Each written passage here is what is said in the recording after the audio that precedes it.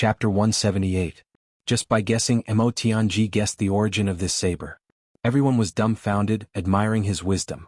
Seeing everyone's expression, Mo Qingwu was very proud. She wrinkled her nose and said, "My second brother is the best." "Little brat." Mo Tianji laughed. With a clang, a red light flashed and dreaming of a Qingwu saber was unsheathed. The night sky was suddenly filled with a gorgeous scene.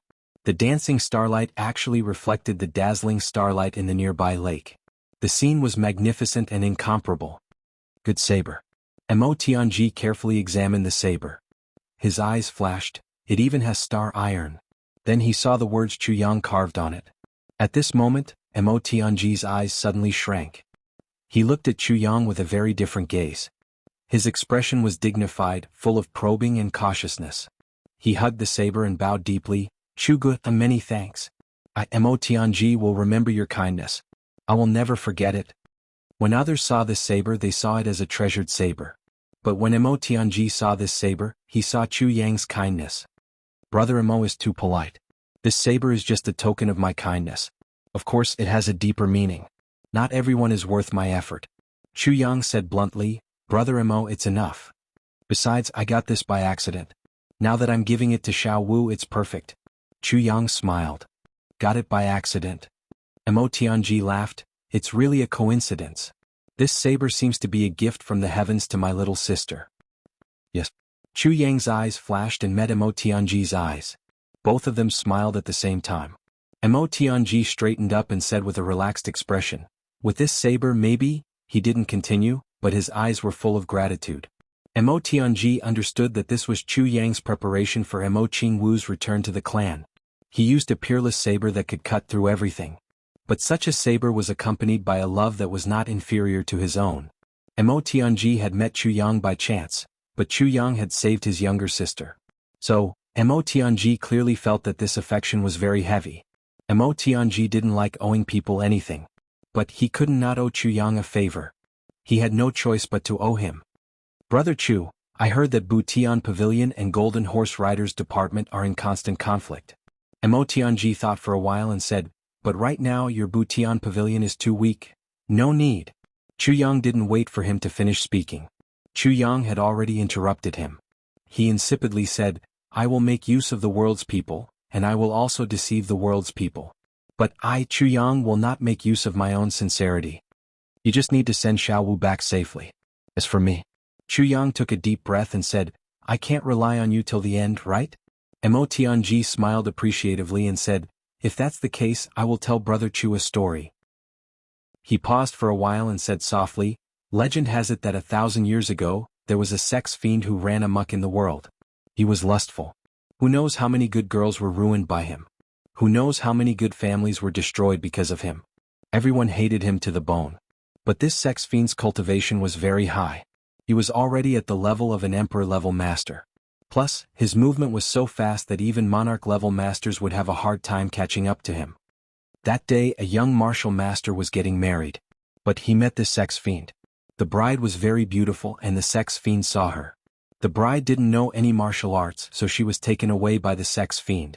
She was taken to a cave, and it seemed like she would lose her virginity. But the bride was very knowledgeable. She saw a fragrant flower on the side of the cave. She said, "If you put that flower on my head and have a good drink with me, I will be your bride today." The sex fiend was very happy. What kind of tricks could a weak girl play? So he bought some wine and personally put the flower on the bride's head. The bride wasn't good at drinking, so she used tea in place of wine. After drinking, the sex fiend found that he couldn't move at all. He was strangled to death by a weak bride with his own belt. An emperor-level master died in the hands of a weak girl who couldn't even truss a chicken. It became the biggest joke in the world. The sex fiend also knew that flower. It was called 1,000 Miles Incense. But he didn't know that once the 1,000 Miles Incense leaves the ground, the juice of the broken stem will mix with the smell of wine. When it enters the meridians, it will become a special kind of bone-crisp incense. Even a martial saint couldn't escape the fate of going limp. Later this bone-crisp incense was given a name. It was called Supreme Crisp, which once shocked the entire heavenly layer. It was the best enchanting incense in the heavenly layer. For thousands of years, it was the best enchanting incense in the heavenly layer. This story may be false, but it tells us that no one can be belittled. As long as the method is right, even an ordinary person can kill a supreme martial artist. The key is your wisdom. Can you think of a way? However, there were plenty of ways to do so. Mo Tianji said, Brother Chu, that's why I've always advocated wisdom and not strength. Chu Yang was silent. The next morning, the morning fog was still drifting and the world was hazy. When Mo Tianji walked out holding Mo Qingwu's little hand, it seemed that the surroundings were silent. Xiao Wu, we're leaving. Mo Tianji sighed and said softly, You're leaving? Mo Qingwu opened her big round eyes and said reluctantly, I haven't told Brother Chu Yang, but if your brother Chu Yang sees you, you will feel bad. Mo Tianji said gently, Xiao Wu also cries. Xiao Wu doesn't look good when she cries. Brother Chu Yang likes you so much, you definitely don't want him to see you look bad, right? Mo Qingwu's tears were about to flow out, but Jiao Kuei bit her lips tightly and nodded vigorously. Yes, I will let big brother Chu Yang see me crying. Although she said that, her eyes were already red and her voice was choked with sobs. Let's go. Mo Tianji said slowly, Xiao Wu has to grow up well. When your brother Chu Yang comes to our house, we have to treat him well. Mo Qingwu finally couldn't help but cry. Her little body stood stubbornly at the door and looked at Chu Yang's closed door without blinking. Brother Chu Yang, Xiao Wu is leaving. Xiao Wu will miss you. You have to miss me too. Xiao Wu is leaving. Brother Chu Yang, don't cry. Mo Tianji held his sister's hand and walked out of the door step by step. With every step, Mo Qingwu stopped and turned her head, looking hopefully at Chu Yang's door. Her thin teeth had already bitten deeply into her small red lips, leaving a row of teeth marks. She looked back 3 times with every step. When they finally reached the gate of the courtyard, Mo Qingwu suddenly broke free from Mo Tianji's hand. She turned around and ran 2 steps back. Then she stopped and looked at the courtyard in a daze. Suddenly she shouted, Brother Chu Yang, don't forget about me. Brother Chu Yang, you can't not miss me. Brother Chu Yang, you can't tell other stories. Brother Chu Yang, I can't bear to leave you. The room was silent. It was as if Chu Yang had already fallen asleep and couldn't hear anything. Mo Qingwu suddenly squatted on the ground and cried. Mo Tianji looked at his sister and sighed. Angry, he walked back to hold her hand. Mo Qingwu struggled fiercely and only stared at Chu Yang's door in a daze. Her movements were too big. A small bough on Mo Qingwu's head fell to the ground. Mo Tianji looked inside. He didn't pick it up. After a long time, Mo Qingwu slowly turned around and placed her small hand in her brother's. She turned her head and looked back with longing.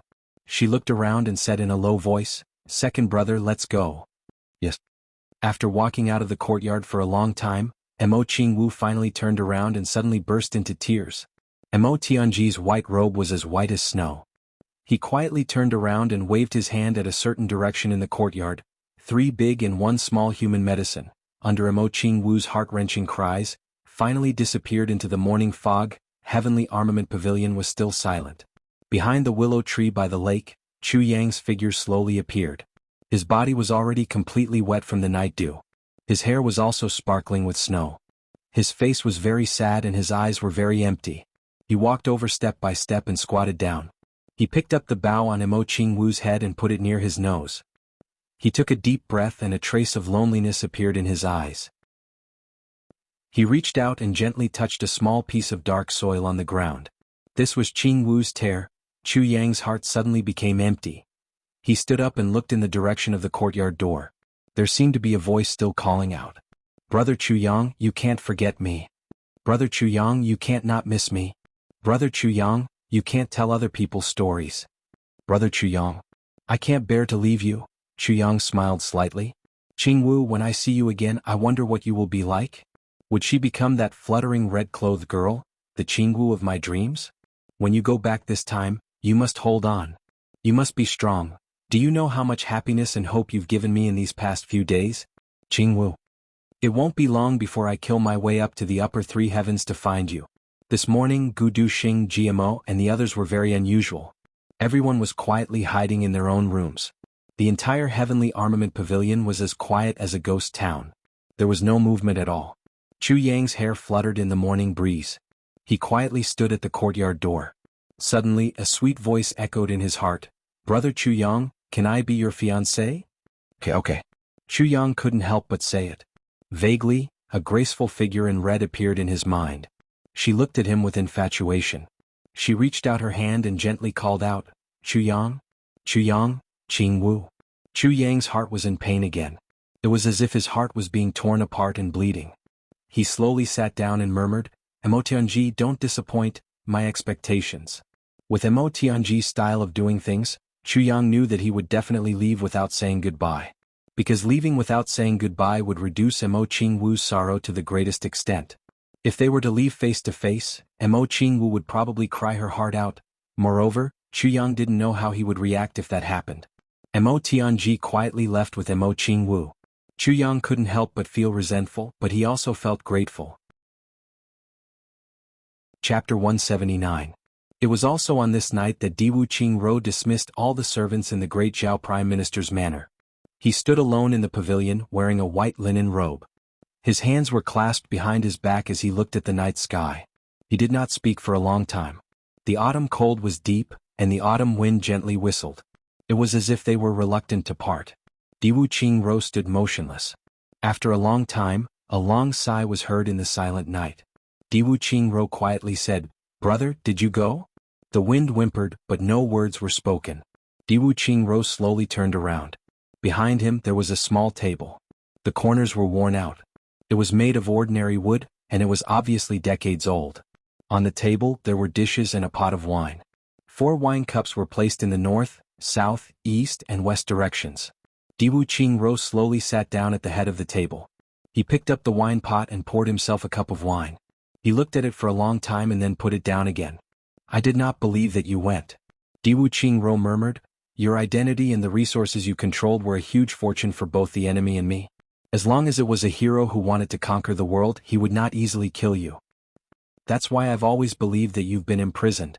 Diwu Qingro shook his head and smiled bitterly. He raised his cup and drank without hesitation. As he raised his cup, a drop of water dripped from the corner of his eye and fell into the cup. Diwu Qingro closed his eyes and poured this cup of wine mixed with his own tears and sorrow into his stomach. His pale face flushed red due to the intense alcohol. He still did not open his eyes, but slightly lowered his head and softly said, But I did not expect that the one who contended for hegemony with me in front of me was actually a hero. When he said the word hero, Diwu Qingro's voice was heavy and full of sarcasm. Who is the master of the world? I am the hero in the heavens. I will slaughter millions of people, and the sea of blood will be my soldiers. Diwu Qingro murmured, Second brother, this is a poem I wrote. I remember that you used to write a poem. Millions of corpses have yet to be formed, but I am a scholar clad in yellow sand. With a single glance, the word, Tsang, is unified, and my ambition is the same as yours. Diwu Qingro sighed. At that time, you said that the world's hegemony could only be achieved by an ambitious and ruthless person. A generation of ambitious and ruthless people plotted against heroes. The heroes had millions of soldiers under their command. The heavenly palace of 100 battles was reduced to white bones, rolling up the sky and plunging the earth into the king's chest. What you're saying is that heroes can be commanders and generals, but they can't be kings. A king must be an ambitious and ruthless person. An ambitious and ruthless person must be a hero, using schemes from the top and schemes from the bottom. Only then would he be able to fight 100 battles in the heavenly imperial court and turn the entire world into a painting of the king's heart. When you said those words back then, did you ever think that you would die in the hands of a hero? Diwu Qingro chuckled. His smile was trembling and his laughter was also trembling. He raised his wine cup and drained it in one gulp. Then he quickly poured himself another cup of wine and said in a trembling voice, Second brother, you once said that you would get drunk with your elder brother on the day you succeed. Because in your entire life, you have never seen me truly drunk even once. Today your elder brother will fulfill your wish. He raised his wine cup and saluted to the distant stars in the sky. Then he turned his hand back and drained it in one gulp. You always said that my life was too tiring, too hypocritical, and that I could not indulge myself and live happily for the rest of my life. Today I will let go of everything and drink with you. The wind whispered and the flowers and trees around gently swayed. It was as if the little brother of the past was talking to him about the world and pointing out the world. He was still singing and dancing, still young and frivolous. Diwu Qingro shook his head and chuckled, but tears fell from his eyes. In the dead of the night, this unparalleled hero finally stopped suppressing his true feelings in the face of the silence of the world. Xiangcha. A soft voice came from behind him. Buchu, come have a drink with us two brothers, Buchu said. Diwu Qingro did not turn around. He knew who was here at this time. Except for Han Buchu, anyone who came here at this time would die. Han Buchu slowly walked over, hugging a jar of wine. He smiled and said, Prime Minister, tonight I am here to drink with you. Good, good. Diwu Qingro chuckled. Sit. Buchu, many years ago, the four of us used this table to drink. Diwu Qingro pointed and said, at that time, you were very careful and controlled your drinking capacity. Every time you drank a cup, you used your fingernail to make a mark on the table. Ah, look, there is still your mark here. Prime Minister. Han Buchu's heart was moved. He looked down at the mark he made that day and could not help but feel warm. Prime Minister still has this table? The world of mortals is like a dream. Even if you wake up from a dream, you still have to leave a mark. Diwu Qingro said softly, do you remember? Number 1 was right across from you and Yun He. Correct. At that time you drank 8 cups but you made a mark. Diwu Qingro chuckled as if he had returned to that day. Because of this, number 1 said that you were cheating. Haha. Han Buchu also laughed. His eyes gazed into the void as he reminisced. In a flash, more than 10 years have passed. The two were silent as they drank a few cups. Han Buchu clearly had something on his mind, but he did not dare to say it in front of Diwu Qingro. He could only accompany Diwu Qingro as they drank cup after cup. Time passed. Speak. Diwu Qingro lowered his head slightly and looked at Han Buchu.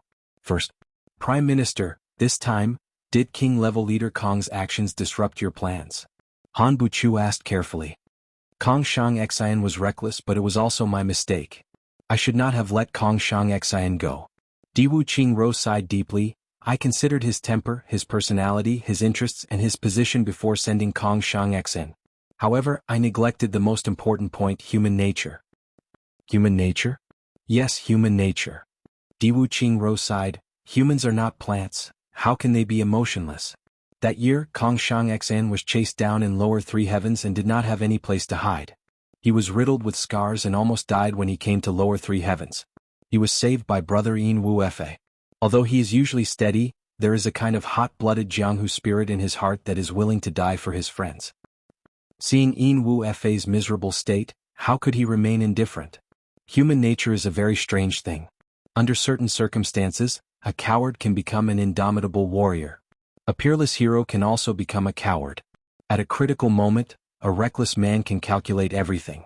A wise man can also lose his mind. Even a 3-year-old child could not compare to him. I only considered these things, but I missed the most important point.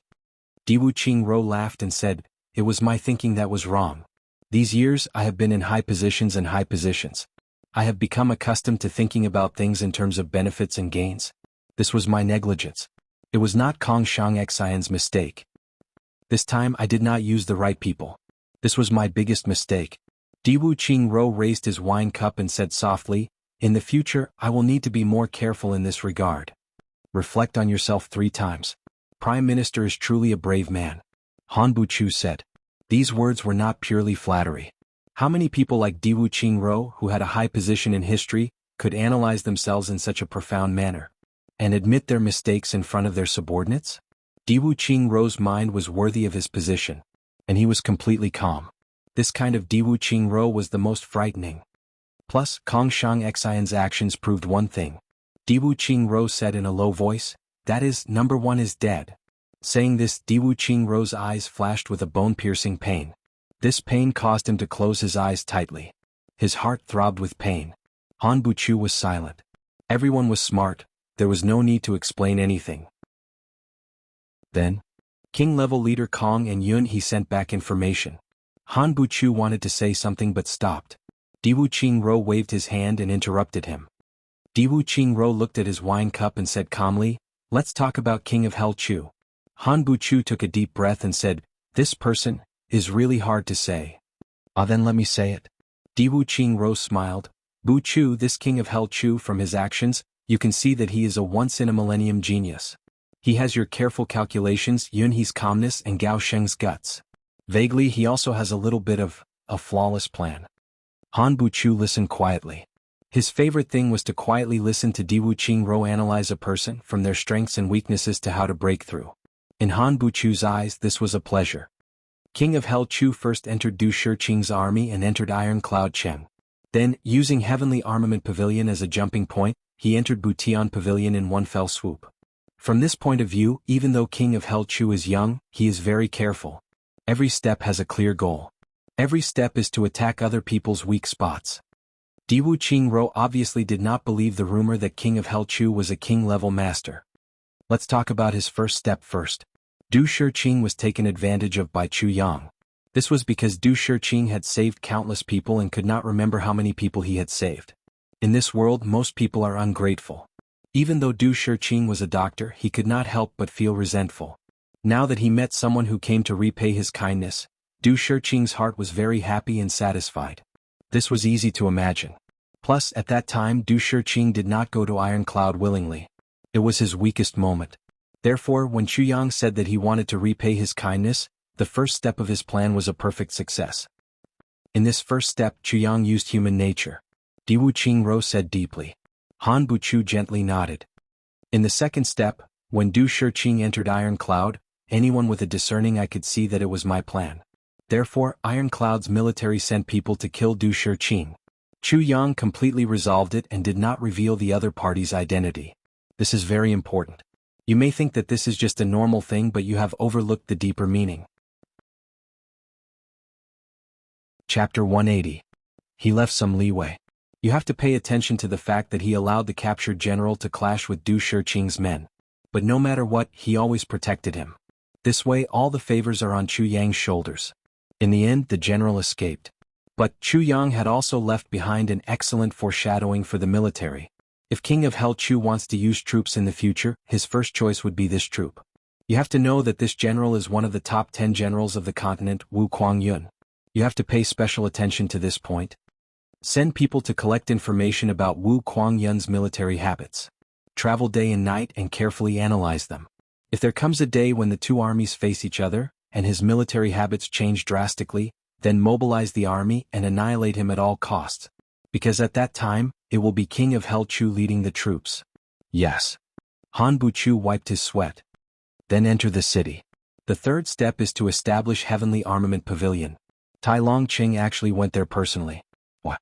Is it really because of the two words Heavenly Armament? Diwu Qingro's eyes were deep.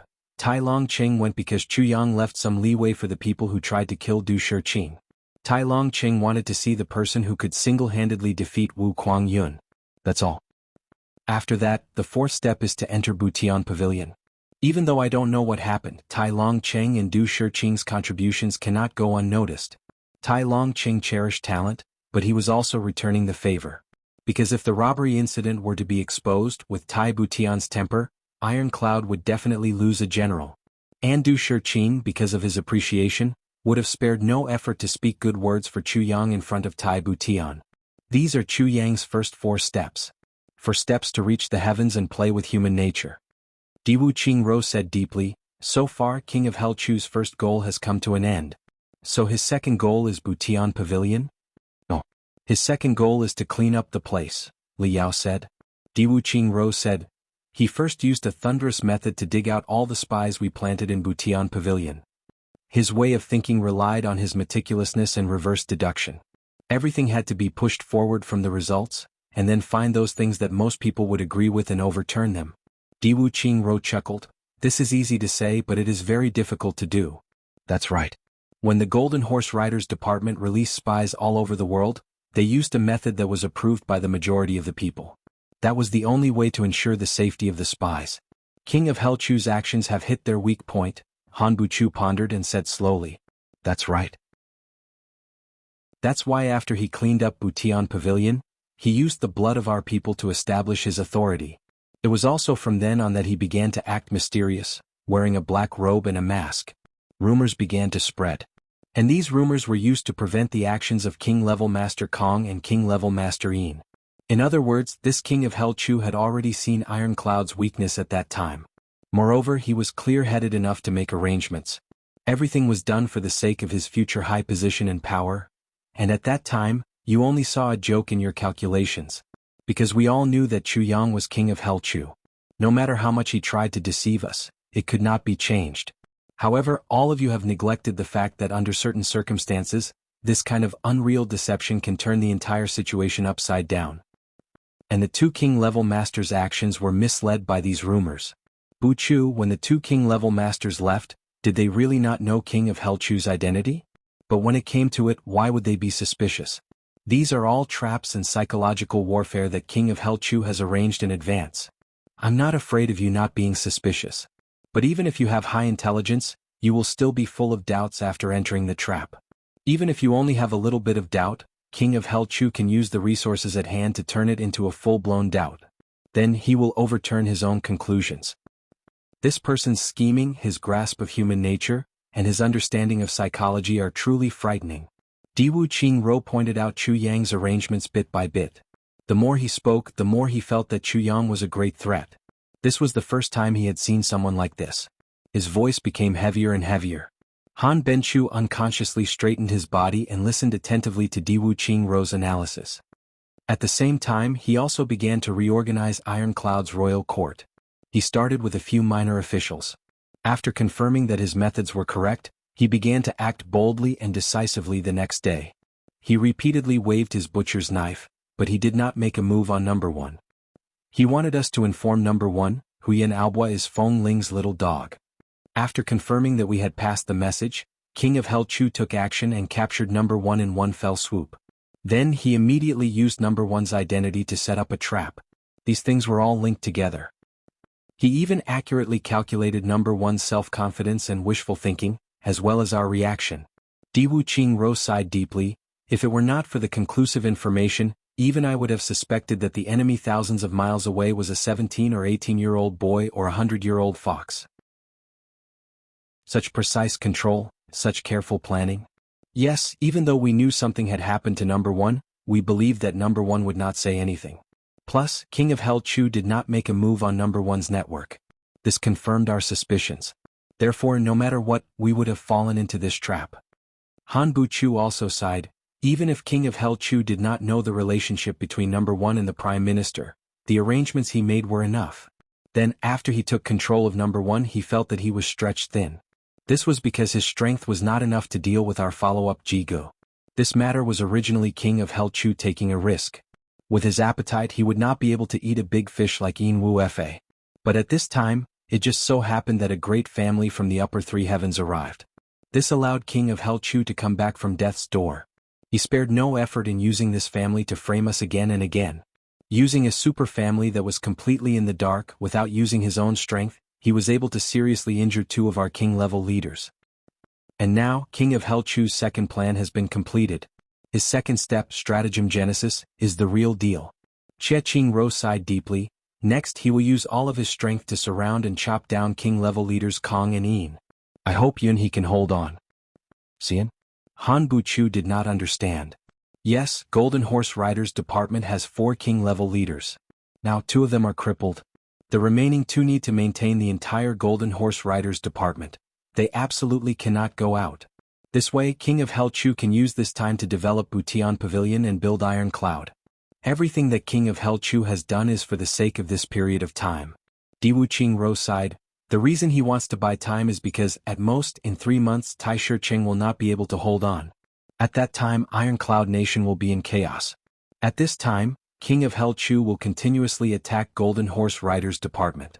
By the time Tai Shicheng dies, we will no longer be able to organize our strongest assassins and assassins to sabotage or do anything else.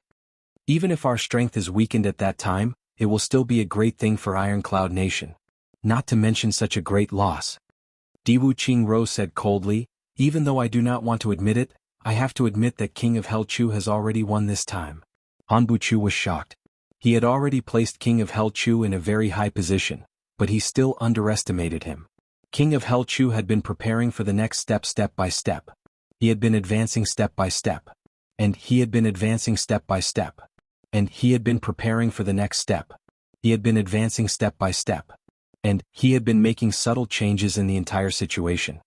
However, this is not enough. It is far from enough to shake the foundation of Golden Horse Riders Department. Therefore, King of Hell Chu will definitely have a backup plan.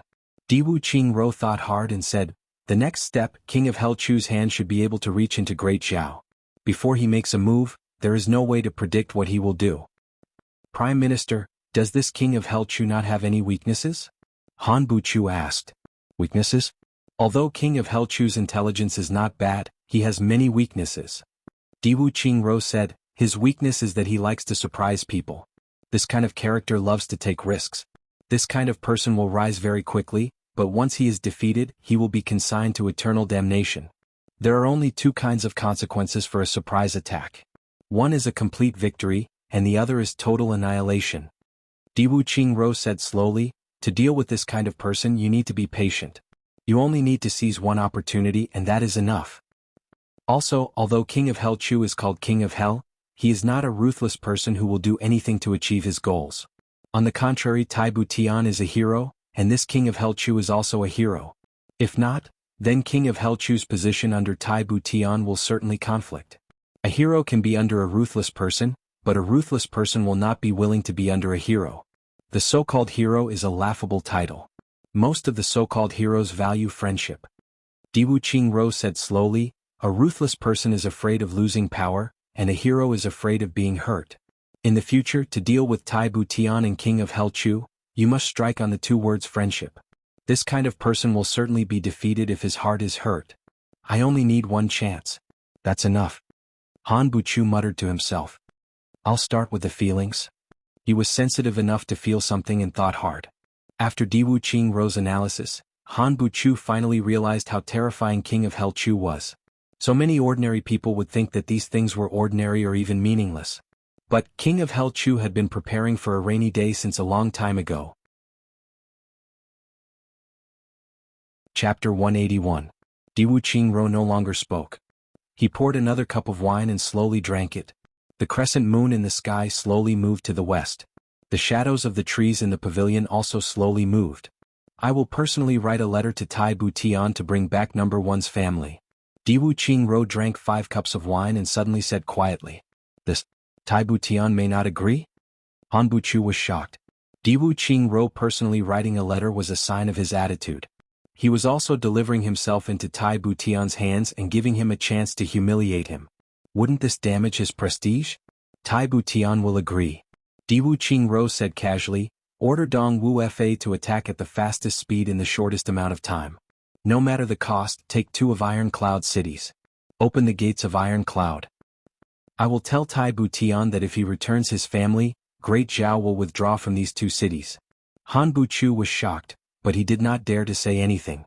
This was clearly a rash decision made by Diwu Qingro in a fit of rage. From this, it could be seen that number one's death had a huge impact on him. This will be the last time in my life that I, Diwu Qingro, will act on impulse. Diwu Qingro looked up at the sky and said quietly, and number one is worth it. Han Buchu finally understood. In Diwu Qingro's life, the person he cared about the most was number one. In other words, only number one could make Diwu Qingro lose control of his emotions. But number one was already dead. Therefore, Diwu Qingro used this decisive method to bid farewell to his former self.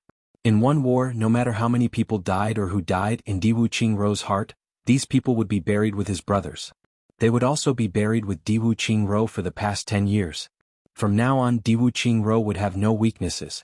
This impulse seemed to be a slight, but in reality, it was also a deterrent. Plus, Han Buchu believed that Diwu Qingro definitely had a backup plan. Yunhe staying in Iron Cloud Citadel is not a long-term plan. If the 2 king-level masters are found before they recover from their injuries, the consequences will be unimaginable. Diwu Qingro's eyes were already showing traces of drunkenness. But his mind was still very clear. He resolutely said, "A big battle will be my warning. This letter is my sincerity. When the time comes, Yunhe will openly escort number one's family back to their country. Whoever dares to stop him will be destroyed." Han Buchu was drenched in cold sweat. Are number one's family members real? Han Buchu could not understand why a person like number one would do something so stupid. Before number one went, he had already cut off all means of retreat. A trace of sadness appeared in Diwu Qingro's eyes. I will raise his descendants well. Han Buchu remained silent. No one would have thought of this, not even Chu Yang. Tang Xen Sheng's wife and children in Iron Cloud were actually his first wife, his children. This person was truly a lunatic. Iron Cloud Citadel had turned into a boiling pot of porridge. Everywhere there was a hubbub like a market. It had to be said that the power of the masses was boundless, and the wisdom of the masses was also boundless. After Chu Yang gave the order, the three triad bosses gathered together to discuss. They came up with an extremely reliable plan. Iron Cloud Citadel would be divided into 5 areas: north, south, east, west, and west. Then they would take care of their own duties. They would herd all the outsiders into a large open space. Then official Qing Ong would cooperate with the various government offices in the capital to investigate. After the investigation, they would gather all the people together. Those who were suspicious would be taken away. As a result, chaos broke out in the city. However, many spies were caught.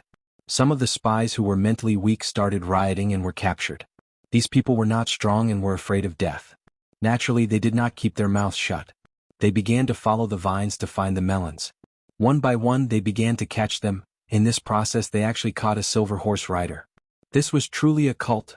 Iron Cloud Citadel's garrison troops, security forces, and Royal City's guards were all involved in this operation. In 2 days and 1 night, the search area had shrunk by half. Now it was already midnight, but they were still working overtime. Especially the 10,000 hoodlums, they were yelling as if they had taken an aphrodisiac. They were full of vigor. Even Qing Ang's eyes were red from working so hard. The 3 triad bosses are still in high spirits. The situation is becoming more and more serious. If this continues, I am afraid that in less than a day they will find us here. Cheng Yun he frowned in his temporary hiding place and thought hard for a solution. Because of the Jade Spirit ginseng, Yin Wu Fa had recovered 30% of his martial strength. Kong Shang Xian's martial strength had also recovered less than 30%. Facing this situation, the 2 of them were at their wits' end. If it was only the 2 of them, then it would be much easier. However, the problem was that there were 50 people. Under this kind of search, they were too big of a target. The only thing we can do now is to split up again. Cheng Yun he said, everyone will split up again to avoid being surrounded. Even if we are caught, it will be because there are not enough people. Plus, there is not enough evidence. There will be a day when we will be released. That won't do. If we split up like that, won't we be like lambs waiting to be slaughtered? Yin Wu Fa said, in my opinion, it would be better to break out of the encirclement tonight. Break out. Cheng Yun he coldly said, 200,000 soldiers are chasing us. This is Iron Cloud's capital, the center of Iron Cloud Nation. You want to force your way back to Great Zhao? We will do as official Cheng says. Kong Shang Xian said sullenly, breaking out of the encirclement is absolutely impossible. Even a level 1 emperor-level master would die of exhaustion in front of 200,000 soldiers. Not to mention us. Cheng Yun he frowned and said, I'm easy to deal with. I'm a scholar and have no martial arts, so they won't suspect me. But the others, they are definitely the main suspects. If one of them loses his cool, then everything will be over. Especially you two, your appearances are too obvious. Plus you have such a heavy injury. Once you are discovered, the situation will not be good. Cheng Yun he said, if the 2 king-level masters do not mind, how about we hide in the leader's cellar? Kong Shang Xian and Yin Wu Fa rolled their eyes at the same time. Cheng Yun he's words were meant for the 2 of them to hear. It was only because of their status that these 2 people were the most likely to be unable to keep their composure. The 2 of them were king-level masters. How honorable were they? How could they hide in a cellar like rats? That was why he prepared ahead of time. We are only temporarily hiding from the wind. Cheng Yun he said. That's good. Kong Shang Xian frowned. Sigh, we have been surrounded in upper 3 heavens for 7 or 8 years. We are used to it. Me too. In the past, to avoid assassination, I had to hide in a cesspool. Yin Wu Fa said angrily. Cheng Yun he finally let out a sigh of relief. The place where they were hiding was the most important place for Tai Yunqing. It was not far from the royal palace. This was the so-called darkness under the lamp. Also, I have already thought of a way to let Gao Weiqing influence Du Shiqing and create chaos. However, this is a bit risky. Gao Weiqing might, but we can't do anything about it. Cheng Yun he frowned as if he was talking to himself. Then he stopped talking. Break up and evacuate immediately. If you can send a message, then do it once a day. If you can't, then don't force it. Safety first. Following Cheng Yun he's order, the less than 10 people left behind to protect Yin Wu Fa and Kong Shang Xian. The rest of the people immediately scattered. These people were all experts. If they acted alone, it would be easy for them to escape from the encirclement of ordinary soldiers. It had to be said that with Cheng Yun he's arrangement, as long as there were no accidents, The two king-level masters would not be discovered. They would be able to escape the search of Iron Cloud Citadel. Even if there were losses, they would only lose a few people. The majority of their strength would still be intact. Yu Yun was a martial artist in his 20s. He had wanted to join Butian Pavilion for a long time. However, his cultivation was too low and he was eliminated at the first checkpoint. In a depressed mood, he did not participate in this search. Instead, he drank until he was drunk. Then, without knowing what time it was, he walked out of the tavern.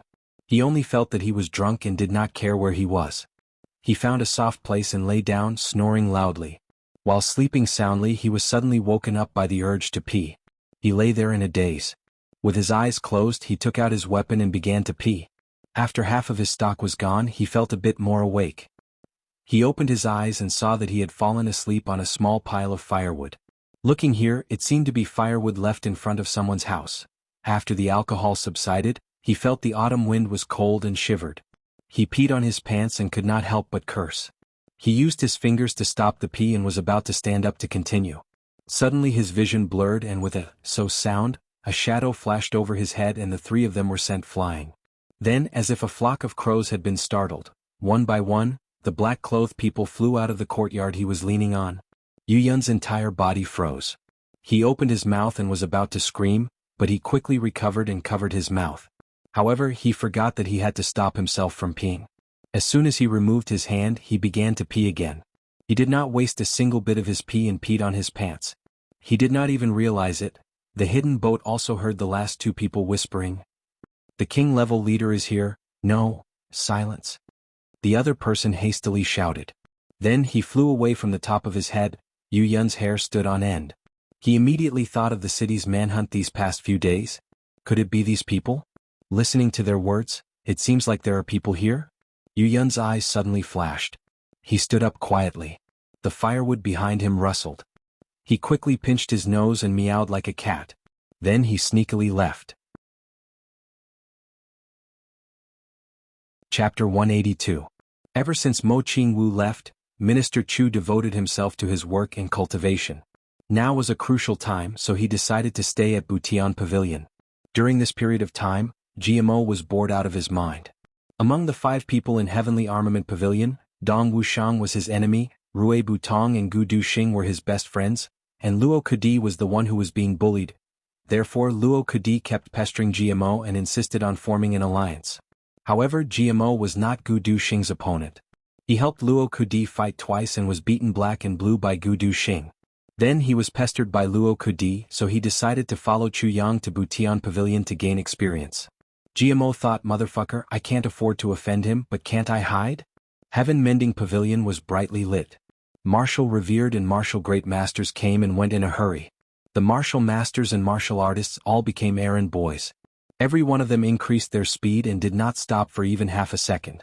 Suddenly there was a commotion at the door. Qingong, who had just returned and was about to go out, angrily said, "What happened?" "There is a guy who said he found the whereabouts of the spies." The guard at the door stammered. He didn't believe that this unkempt man would know the whereabouts of the people of the Golden Horse Riders Department. Moreover, this guy had shamelessly boasted that he wanted to see Minister Chu. He had been scolding him in a bad mood. But this guy swore to the heavens that he was Minister Chu. He was so angry that he wanted to kick him. But Great Hall Master Cheng had arrived at this critical moment. "Let him in." Cheng'ang said angrily, "Why didn't you bring him in when you found a clue? What are you doing?" The guard withdrew his mouth and waved his hand. Another guard carried in a completely drenched fellow. Cheng'ang suddenly smelled urine. He pinched his nose and said angrily, "What is going on? This little guy is peeing." The guard pinched his nose. He wanted to laugh but did not dare to. "Motherfucker.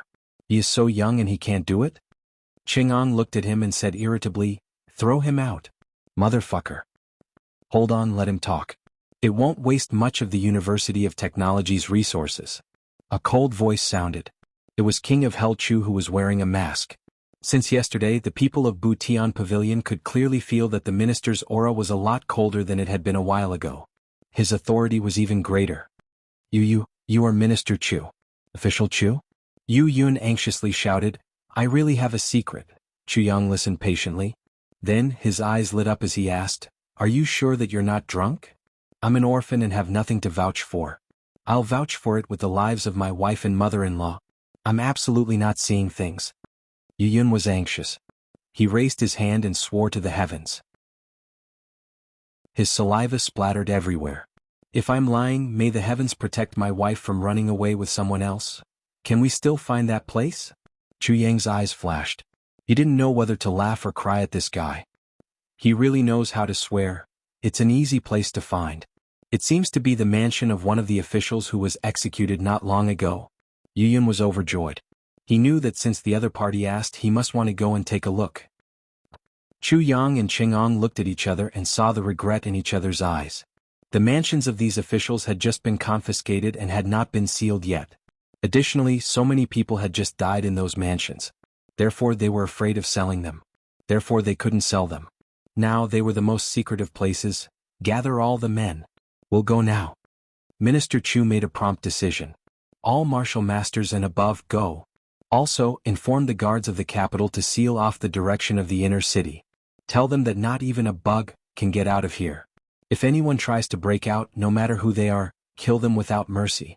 Wait for them to complete the encirclement. Experts move out immediately. Don't alert the enemy. Send people to the capital and borrow some experts. Move out immediately. Immediately, the entire Butian pavilion exploded into chaos. More than 200 people immediately stood in front of King of Hell Chu. Chu Yang really did not expect that the hiding place of a king-level master would be discovered by such a wretched person. But now he did not have the time to sigh. He would rather believe it than not. As for the shock, well, it was actually unnecessary worry. Now that the enemy was in chaos, the enemy could not be more alarmed. Even if they were alarmed, that was it. Moreover, Chu Yang felt that this information was definitely not fake.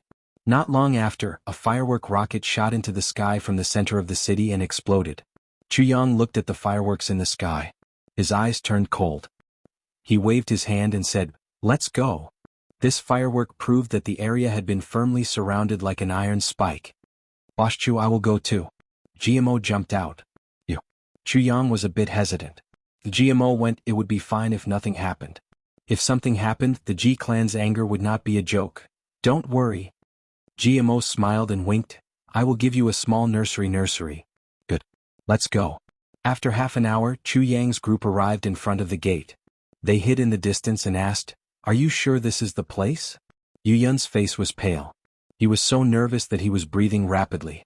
He spat, "I swear to the heavens. This is the place." Then he begged, "Minister, if we really catch the spy, can you let me join Butian Pavilion?" "What is your name?" Chu Yang asked. Chu Yang had already changed his ferocious mask to a veil. If he still wore a mask, it would be tantamount to giving the enemy a target. I am called Yu Sun." Yu Yun used his fingers to pull at his pants. The weather was cold now. Peeing on his body was really too uncomfortable. "Yu Yun, your luck is really good." Chu Yang almost laughed. This guy was really lucky. His pee actually splashed 2 king-level masters. He said, "If today's operation is successful, you can go to Heavenly Secret Hall and report to Hall Leader Qin." "Thank you, Minister." Yu Yun knelt down excitedly and kowtowed. "I hope you can always be so lucky. That is also Butian Pavilion's luck." Chu Yang smiled. On the side, Qingong whispered, "Minister, is it okay?" "Wait a little longer." Chu Yang looked at the gate from 300 feet away. He was also very nervous. Tai Butian's reinforcements had not arrived yet. Chu Yang was a little impatient. If they were discovered by the enemy, they would lose the initiative. Chu Yang was a little puzzled. Tai Butian could not have dropped the ball at this time. What was going on? After waiting a little longer, Chu Yang finally gritted his teeth and said, "How many layers of archers are there now?" 3 layers of cover. They are all made of iron, and their arrows are made of pure steel. Add more layers of cover in all directions. Chu Yang said fiercely, "Increase the cover in the air to 18 layers. We can't let any of them escape." "Yes." "Once the setup is complete, immediately begin the operation." "Yes." Silently, the 3,000 archers in the army were redeployed, adding another layer of insurance on top of the 1,000 archers they already had. "I still feel that something is not right, boss. Are you sure that there are enemies here just based on this little one's words?" GMO did not understand and said, "Aren't you a little gullible?" "Intuition." Chu Yang said casually, "In all of Ironcloud Citadel, There are very few places that have not been searched. Only this place could hide so many people at once without being discovered. I still feel a little uncertain. I will go and take a look. Jimo's voice had just fallen when he jumped out from his hiding place. Chuyang could not stop him and he was already 50 feet away. Under the night sky, Jimo's body seemed to turn into a phantom. He floated over 100 feet and then stopped for a moment. Leaving behind a series of afterimages, he was already in front of the gate. Jimo was not suspicious. He just wanted to show off his skills in front of Chuyang. During this time he was unbearably idle. Plus he felt that he had improved a lot. Plus he was still young. In the next moment he was about to jump over the wall. At this moment the gate suddenly opened with a creak. A man in black suddenly appeared in front of GMO. In a split second the two looked at each other and were both stunned. Chuyang, who was 30 feet away, immediately cursed in his heart. Who is it? The man in black took a step back and asked cautiously. Adi? Ditch intent mud? Tired of doggy mud? GMO was tongue-tied. This was absolutely unexpected. Who would have thought that just as he was about to jump over the wall, this guy would open the door and come out? He suddenly had an idea and opened his mouth to say something strange. What? The black-clothed man was at a loss. Adi Guwu? Tired of tears? Ruffian Guwu? Enemy martial arts? Jimo's eyes rolled around. His tongue rolled around in his mouth. Enemy Wuxia? The man in black blinked pitifully. He only understood the last two words. Enemy martial arts. Enemy martial arts. GMO nodded repeatedly. Please vomit? Adi? Ditch intent mud? Enemy martial arts? Please vomit? Enemy martial arts? Diwu Qingro? The man in black looked at this alien in distress. He was so anxious that his face was sweating. Who are you? Honey honey honey honey? Lulu Di? Tired of doggy mud? Jimo's face was very anxious. He kept making threatening gestures. What do you mean by tired of talking? The pitiful man in black was unexpectedly led into a ditch. His tone of voice also unknowingly changed. Dog ant. Dog ant. GMO was very angry. He turned around and left. He muttered, Dog ant sadai dog ant ditch intent mud. Humph. The man in black stood there in a daze. He thought about the meaning of these strange words. Suddenly he woke up and shouted, Pig Slayer. Stop. Poor guy. GMO made him unable to speak. Chapter 183. The man in black immediately knew that he was about to be killed. He roared and chased after Chuyang. Chuyang held back his laughter and gave the order, Kill. Shio shio shio. The sound of something breaking through the air was heard. The man in black who had just jumped up suddenly turned into a hedgehog in midair.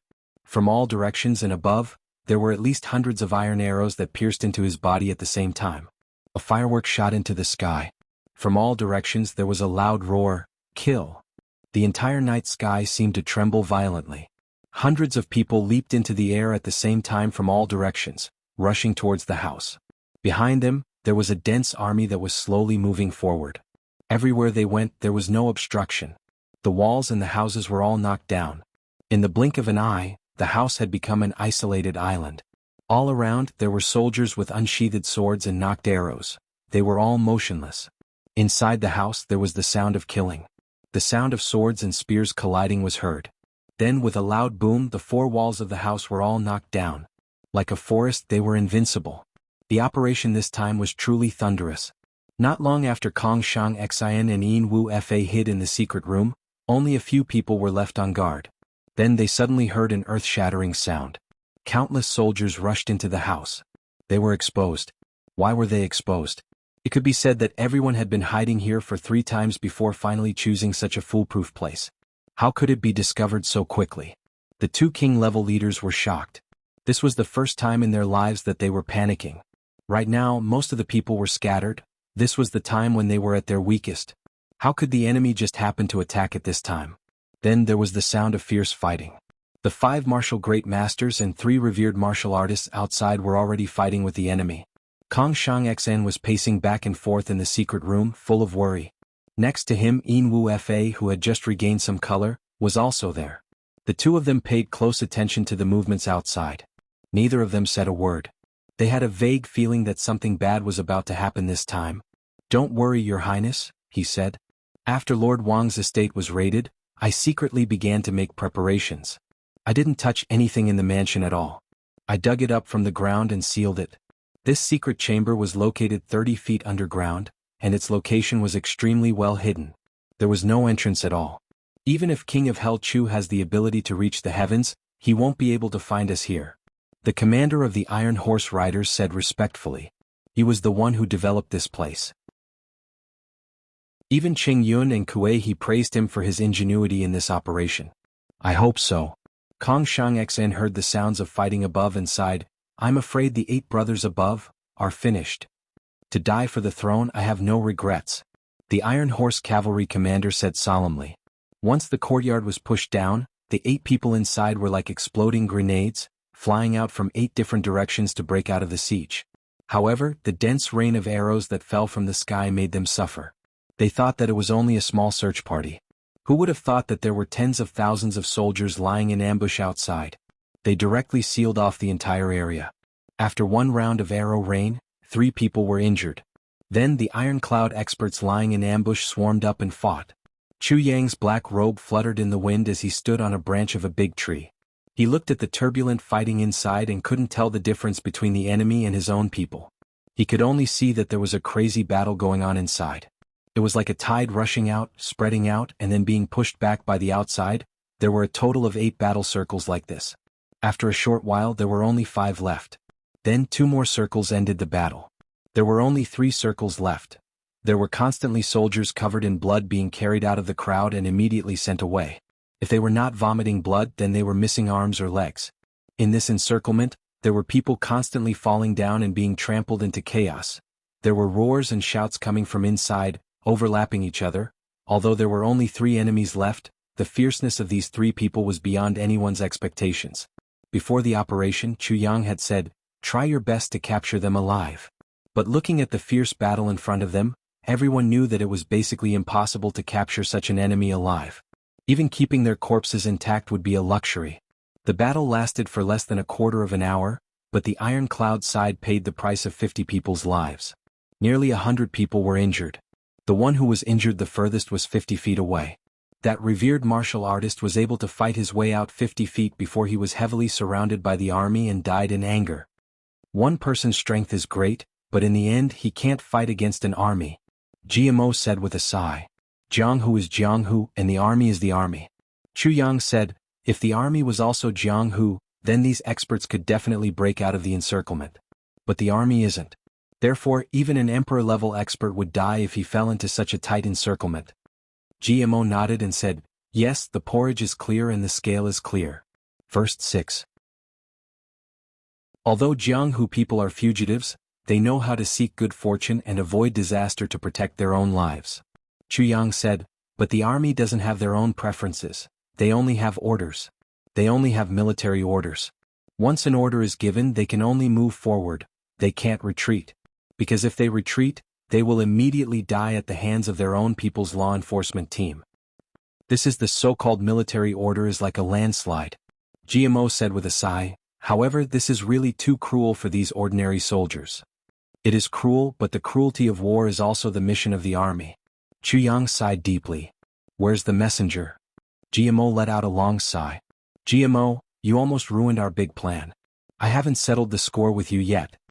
Chu Yang looked at him coldly and said, you're lucky that you didn't get shot to death by your own people's arrows. If you act without discipline like this again, you will be responsible for the consequences. GMO rubbed his head and smiled bitterly. He knew that he was in the wrong, so he didn't dare to say anything. What did you mean by what you said to that guy? Why didn't I understand? Chu Yang asked. Chu Yang considered himself to be very knowledgeable. His previous life was rich enough. But he couldn't understand GMO's words. This made Minister Chu very puzzled. From beginning to end, Chu Yang only understood the words enemy and vomit. As for the rest, he could only express his lack of knowledge and shame. What's the point of that? GMO laughed hollowly and said, I was quick-witted. I didn't know what I was talking about. I didn't expect that guy to be confused. Chu Yang choked.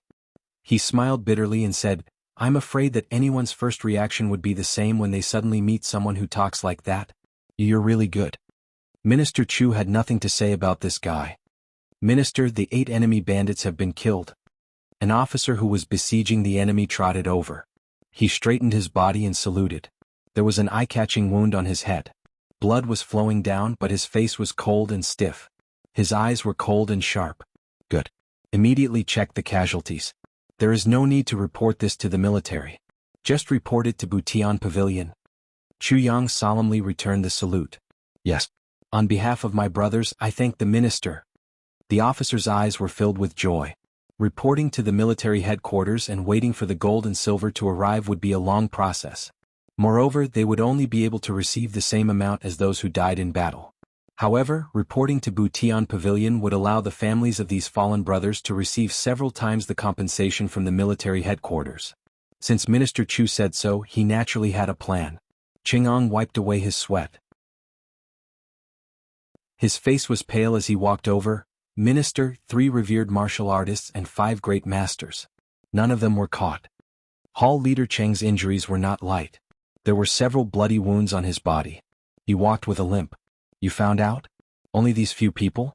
The highest was a revered martial artist? Chu Yang frowned. Yes.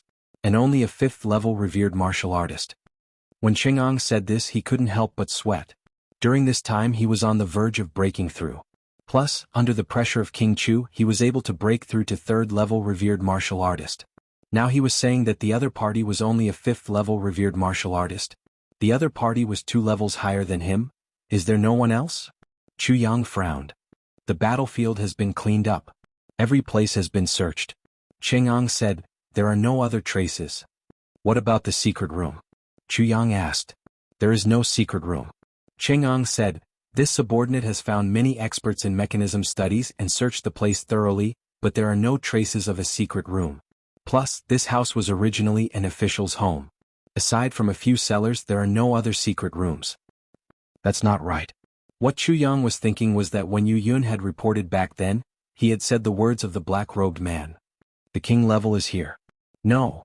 This was not something that could be made up by Du Chang. Now that there were so many revered martial artists and great martial artists from Golden Horse Riders Department, it proved that this information was true. It was impossible that there was no one here. If even a mouse could not get out of the encirclement, then it was certain that there was someone in this house. And it was a king-level master. If they couldn't find him, then there must be a problem. Don't withdraw yet. Chu Yang pondered. His eyes slowly emitted a ruthless light. He said, maintain a tight seal. Then send people to bring water. Fill the entire house with water. Even if they turn into mice and burrow into the ground, I will make sure they come out. Yes. Qingong was a little unhappy. We have already confirmed that there is no secret room. Even if you use water, what's the use? It will only be a waste of manpower. But how can we not obey the minister's orders? Turn around. He gave a series of orders. Immediately his friends started to move. General Li, please send some soldiers to help. We need to finish this as soon as possible. Chu Yang looked at the young general and said, no problem. General Li saluted and turned around. 3rd camp, listen to my orders. Go and bring water. Chapter 184. Torches. Illuminate this place. Archers don't slack off. Gunmen get ready. 10 layers of blockades. Chu Yang ordered, block here, here, here, and here. Don't let the water flow away. Boss, even if there are people inside, can't we wait for the concubines to arrive? Now, isn't it too hasty? GMO frowned and asked. If there are people inside, they are king-level masters. Chu Yang said lightly, plus they are already injured. King-level masters recover very quickly. You know this. After tonight, even if the king-level masters recover a little bit of fighting power, we will lose a few more soldiers. With such losses, even if one more person dies, it will be a dereliction of duty on the commander's part. Chu Yang said, we can't give the enemy any chance to breathe. Even the slightest respite could lead to an irreparable disaster. GMO said, oh. He looked at Chu Yang deeply and said, I see.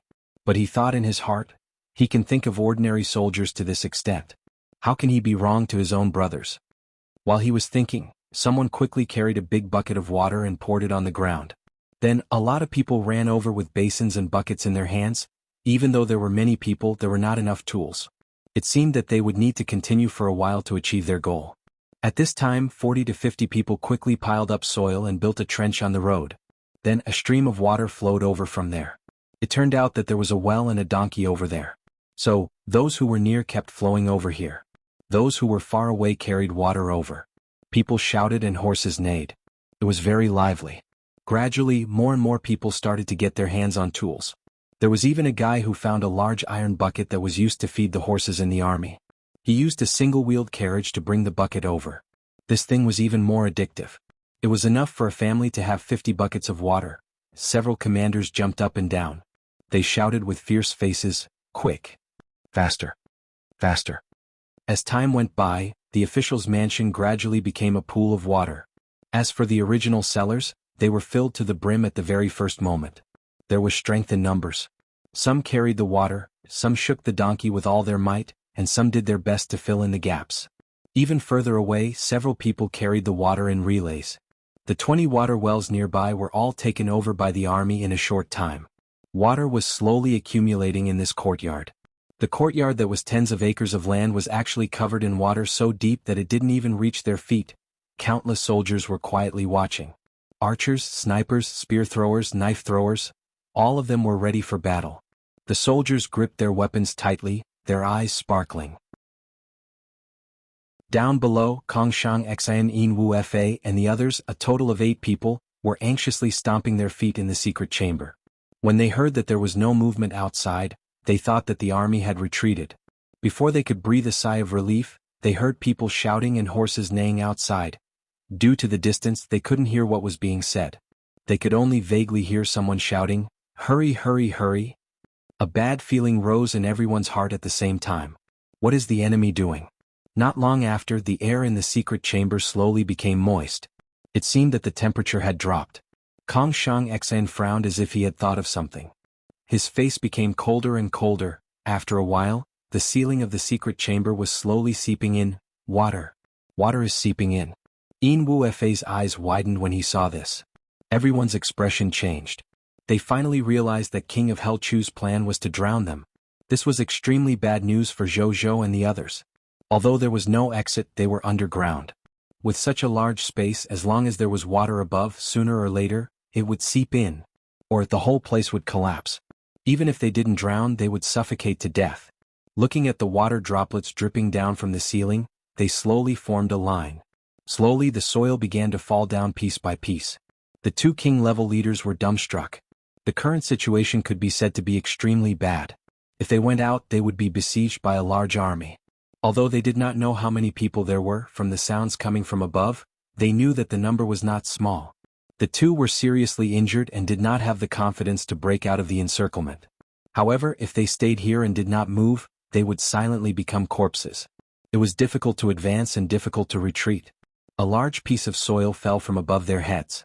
The water under their feet had already covered their shoes. The 2 king-level leaders wanted to cry but had no tears. "King of Helchu, aren't you too cruel? How did you come up with such a desperate plan? King-level leader, you must make a decision immediately. This place is about to collapse," a revered martial artist anxiously said. Almost before he finished speaking, large pieces of soil began to fall from above their heads. Kongshang Xian roared with grief and indignation. His eyes were red as he shouted, "Rush out!" As soon as these 3 words came out, the 3 revered martial artists, 2 martial great masters, and 1 iron horse rider all showed a tragic expression. Everyone knew what it meant to rush out at this time. Especially since the 2 king-level leaders had not recovered. There was no hope at all. The enemy was using a sea of people tactic. They did not even need to send out masters. Just ordinary soldiers would be enough to kill them.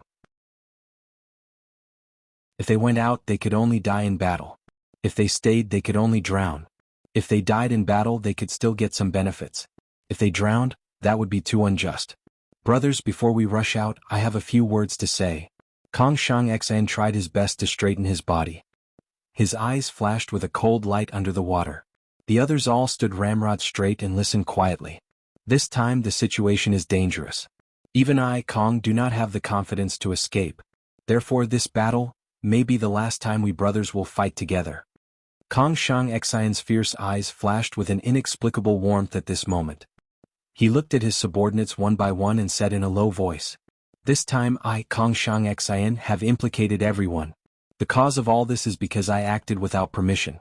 This has led to an immeasurably serious consequence. I have also implicated my brothers and put them in a desperate situation. King-level leader, why do you say this? If everyone works together, even if we die, we will die together. We are all people of Jianghu. We have already accepted life and death. It is just this matter. Thank you for your understanding. If there is a next life, I, Kongshang Xin, hope that with my brothers, we can travel through Jianghu and dominate the world. We will use all of our strength to unify the world. Kongshang Xin's voice was heavy. This sad Saber King seemed to have a premonition of the final destination of his life. Every word was filled with all of his emotions. It was as if they were being pulled out from his heart. Second brother. We might still have a chance.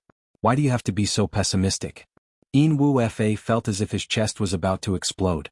He glared and angrily said, "Listen to me." Kongshang Xin smiled and walked in front of Yin Wu Fa.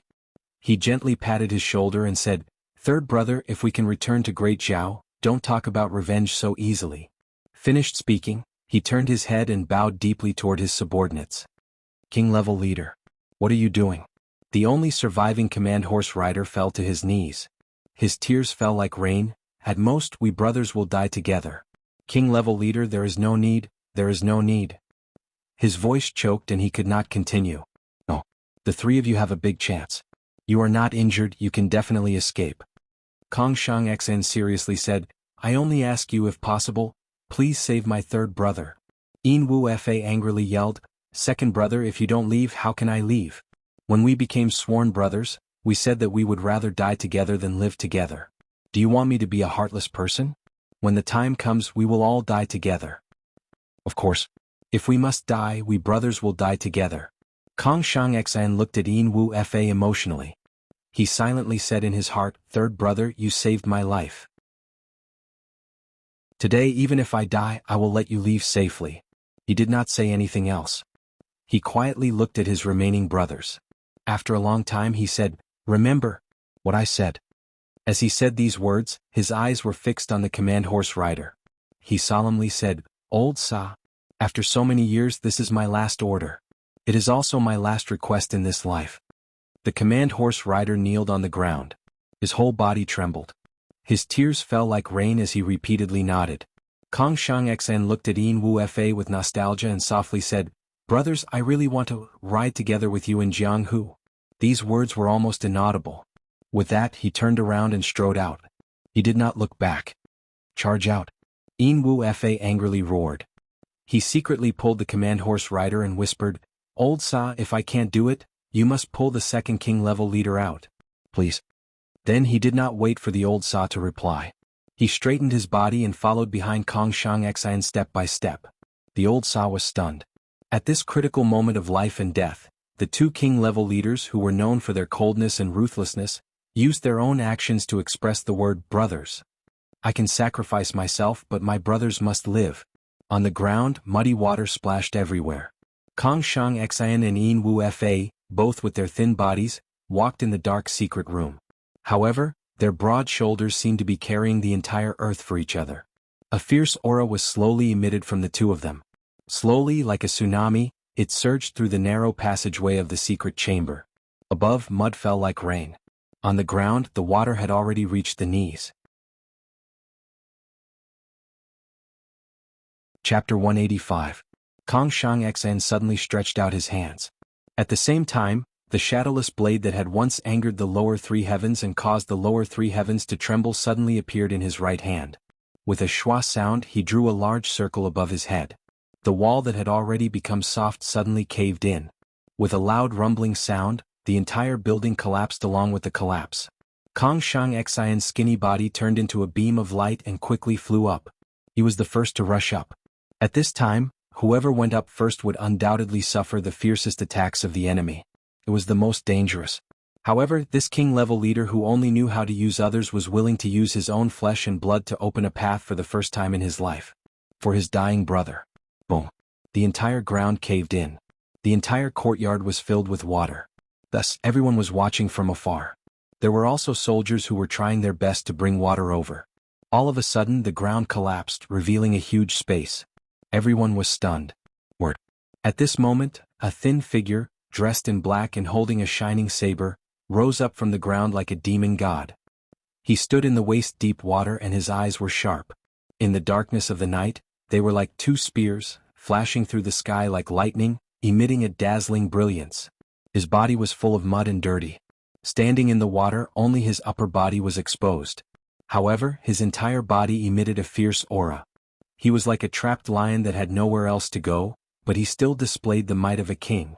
An unyielding fighting spirit. The turbulent water gushed in from under his feet, stirring up turbid waves, making him look like an underwater demon who was walking up step by step on the waves.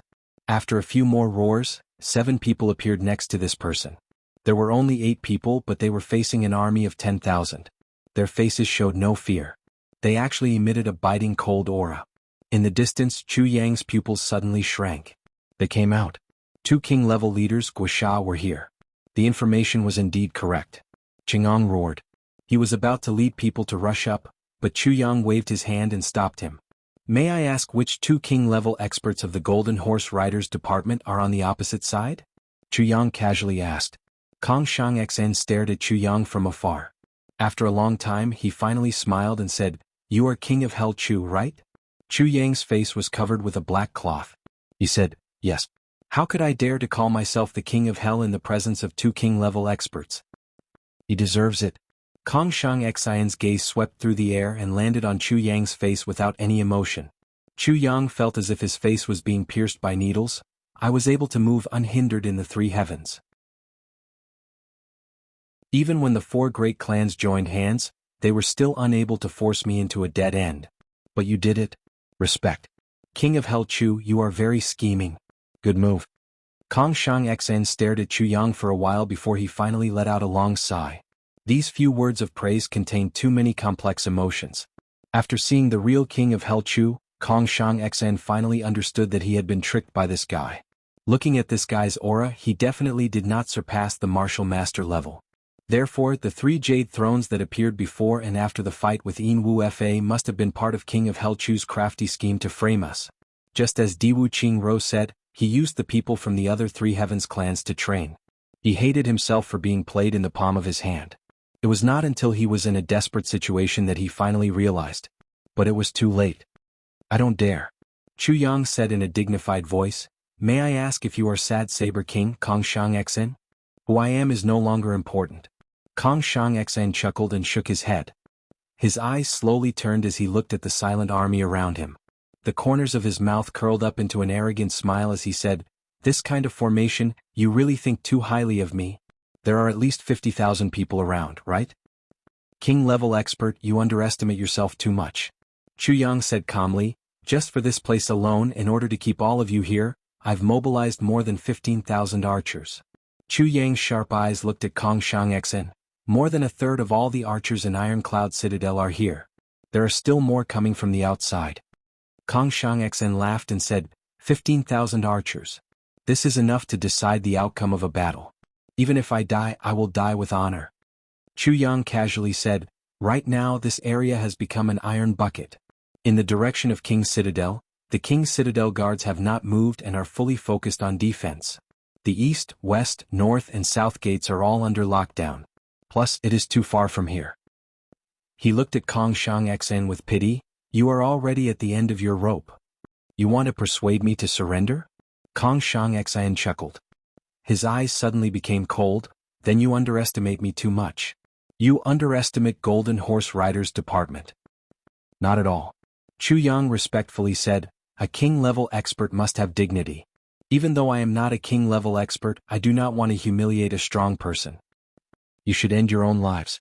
Chu Yang calmly said, "Let me also maintain my unyielding respect for a king-level expert." Kong Shang-xen laughed mockingly, "End our own lives? King of Hell Chu, do you think you can dream while standing?" He let out a long roar and fiercely said, "King of Hell Chu, even if I cannot avoid dying here today, you should prepare for a large amount of compensation from the military." Chu Yang coldly smiled. Both sides were stalling for time. Kong Shang-xen was stalling for time to recover his martial strength. Even if he could recover a little bit more, it would be good. However, Chu Yang was stalling for time to wait for the encirclement to be completed. Chu Yang's heart faintly had a glimmer of hope. Tai Butian's support. Even though there was not much hope right now, as long as the two Shadow Guardians came, there would be no unnecessary casualties. They would be able to capture these two seriously injured king-level experts. They had not made a move yet, but Chu Yang knew that once they made a move, the other side would fight like a cornered beast. The casualties on his side would be extremely high. The counterattack of a king-level expert on the brink of death would definitely be earth-shattering. Kong Shang-Xan was right. If they wanted to capture these two king-level experts, the price they had to pay would be extremely heavy. Time slowly passed. Finally, the soldiers from the outside gradually arrived. 3 layers on the inside and 3 layers on the outside. The encirclement was like an iron bucket. Chu Yang was about to give an order when suddenly, a horse galloped in from the outside. The person on the horse was Chen Yu Tong. Chen Yu Tong passed through the encirclement and went straight to Chu Yang. He hurriedly whispered, "Minister, the crown prince has gone to the palace. The emperor's illness has relapsed." After the crown prince entered the palace, he did not come out. "Why didn't you say so earlier?" Chu Yang was furious. He almost wanted to slap him. "Doesn't that mean I've given the enemy some time to catch their breath, but the reinforcements I want are out of the question?" Chen Yu Tong's face turned pale. After he arrived at the crown prince's residence, he immediately rushed to the palace and waited for Tai Butian to summon him. However, Tai Butian did not appear. Until Du Shiqing came and said that the emperor was not well. The two king-level experts were protecting the emperor's vitality. When Chen Yu Tong heard this, he knew that the two king-level experts would not be able to come. He immediately rushed back, but it was already at this time, king-level expert Kong. "Sorry for the offense." Chu Yang shouted, "Kill." Since the reinforcements were not coming, then they would have to use their current strength to pay the price. Chu Yang made a prompt decision and issued this cruel order at the first moment. This roar set off the beginning of the war. With this order, a rain of arrows covered the sky. Thousands of arrows turned into the first wave of attack. The second wave of arrows was also shot out almost at the same time. "Spread out!" Kong Shang-Xan roared. The 8 people he was worried about also exploded at the same time and scattered in 8 different directions. At the same time, Kong Shang-Xan stomped his feet. His whole body flashed with a golden light. The water in the courtyard suddenly surged like a screen and spread out in all directions like countless angry dragons, facing the rain of arrows. With a whoosh, all the torches in the vicinity were extinguished by the water at the same time. The distance was brightly lit, but this courtyard had turned into a shimmering darkness. Without a sound, the Iron Horse Knight turned into a hedgehog and fell to the ground without making a sound. The 2 martial great masters were halfway there when their bodies were hit by arrows at the same time. Blood splattered out of their bodies as they screamed in pain. Dozens of arrows were mercilessly shot into their bodies. The 2 of them shouted at the same time, "King-level leader, your brother will go first. Let us open the way for you." Before they finished speaking, the 2 used all their strength to throw out their weapons. Then they laughed miserably and slowly fell into the water, creating a red splash. A saber and a sword passed through space like a meteor and flew into the crowd dozens of feet away. Screams resounded. "Brother, wait a step. We will be there soon." Old Sa laughed heartily. Kong Shang-Xan and the remaining 5 people had already closed the distance of 300 feet like meteors. The 2 king-level experts were like 2 sharp arrows whistling through the air. The rain of arrows was like a waterfall. Kong Shang-Xan's shadowless saber was constantly flying. Occasionally, the saber would sweep horizontally and cut all the arrows in half. His other hand would grab the arrowheads and in the next moment, they would turn into cold stars and be reflected back. The saber did not stop and his hand did not stop. The sound of the arrows piercing into the flesh of the human body was unceasingly heard. Many of the surrounding soldiers had already died under this counterattack. Kong Shang-Xan was rapidly flying. His long hair fluttered behind him, but his face was as calm as water.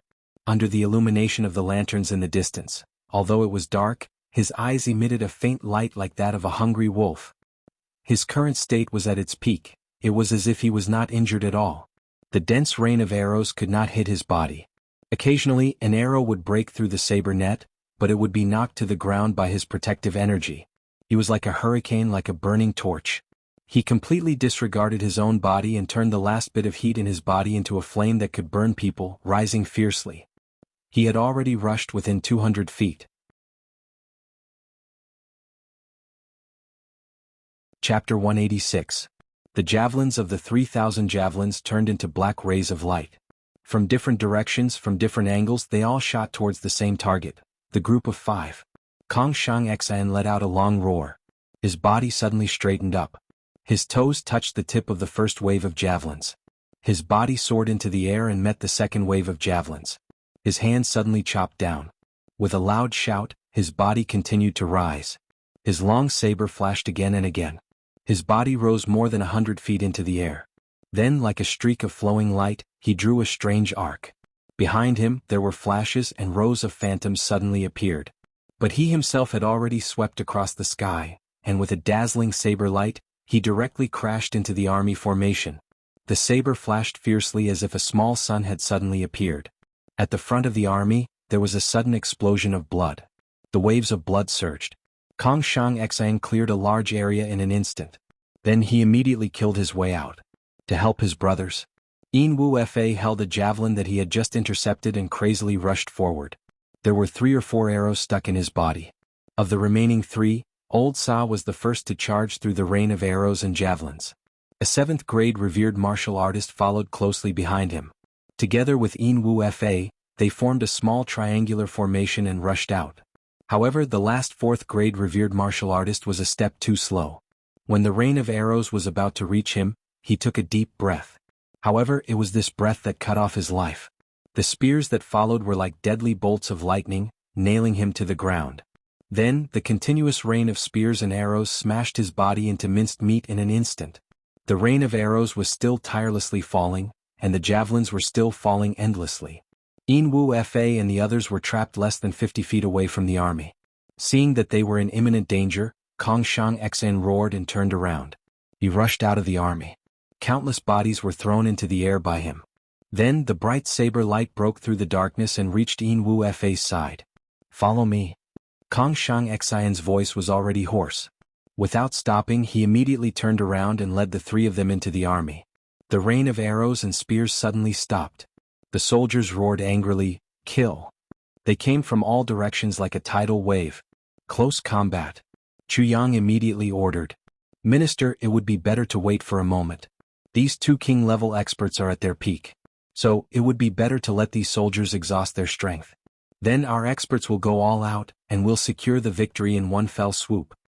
The words of this revered martial artist from the imperial palace made Chu Yang fly into a rage. He slapped the revered martial artist's face ruthlessly. "Bastard. Loss?" In order to deplete their strength, Benja, a good person, they were using the lives of their soldiers. Your life is important, but are the lives of these soldiers not important? Get him. If you slow down, I'll take the heads of your entire family. On the other side, Chang'an roared and led the experts of Butian Pavilion to charge forward without any fear of death. Everyone charge. As an expert, he had to bear more responsibilities at this time. Chu Yang roared, "For our brothers, we have to fight for a chance to survive." The battlefield had turned into a meat grinder. Kong Shang Xian and Wu Fa were fighting fiercely. 2 king-level experts and 2 high-level revered martial artists. At this moment, their fighting prowess made everyone who saw them tremble in fear. Even though they were all seriously injured.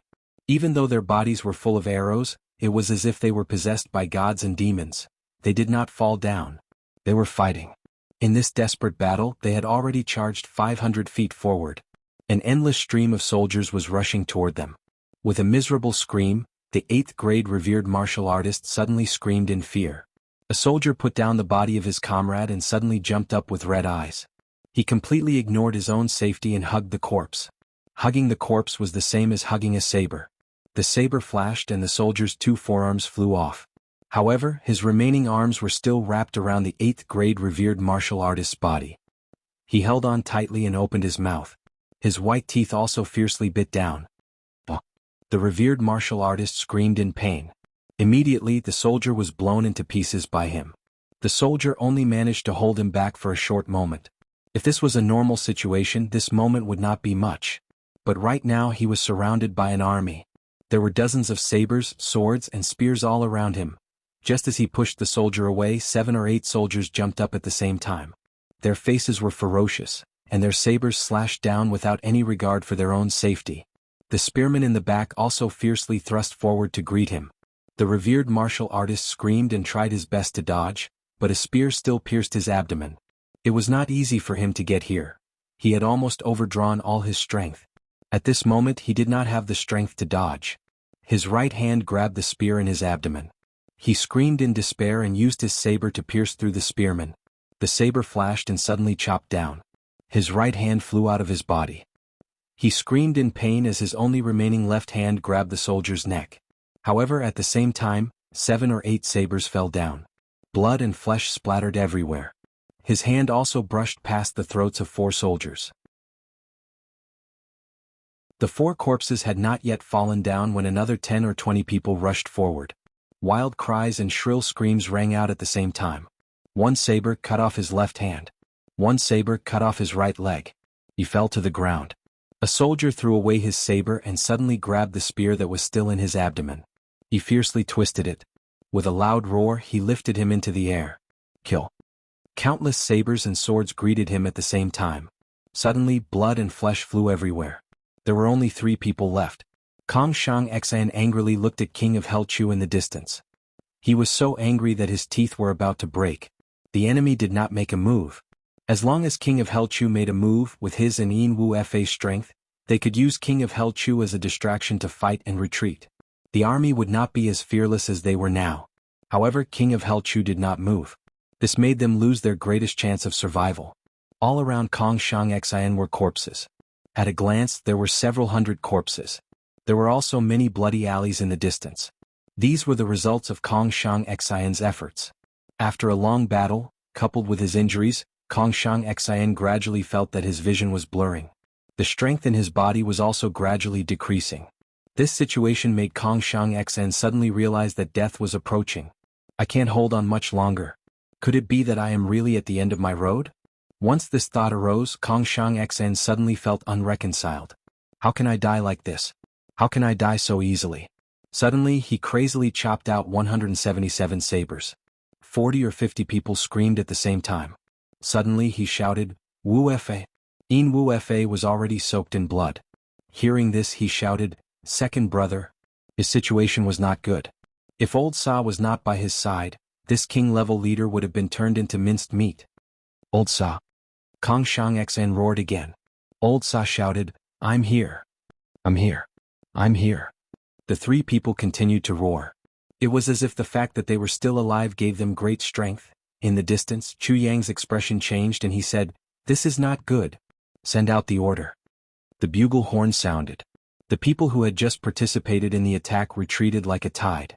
Another group of soldiers roared and rushed forward. These 2 king-level leaders are really 2 good men. GMO, who was next to Chu Yang, exclaimed, Not bad. Chu Yang watched the battle with rapt attention. He constantly made hand signals and gave out orders. He said seriously, Unfortunately, they are our enemies. What a pity. GMO said regretfully. Just as the words what a pity came out of GMO's mouth, the battle situation suddenly changed. Come closer. Kong Shang Xian's roar shook the night sky.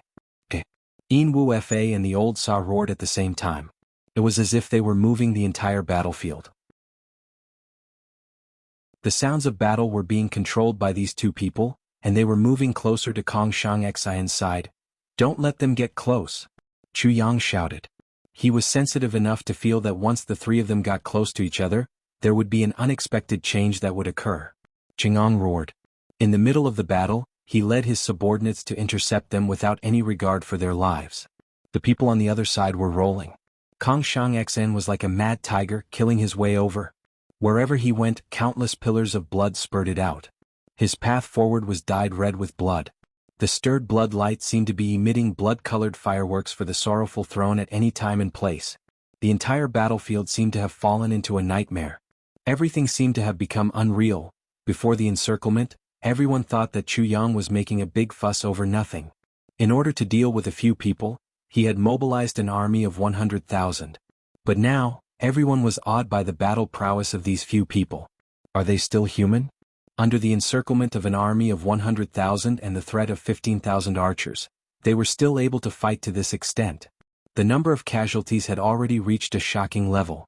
If it were not for the fact that so many people were mobilized at the same time, even if their numbers were reduced by half, these people would not have been able to stop them.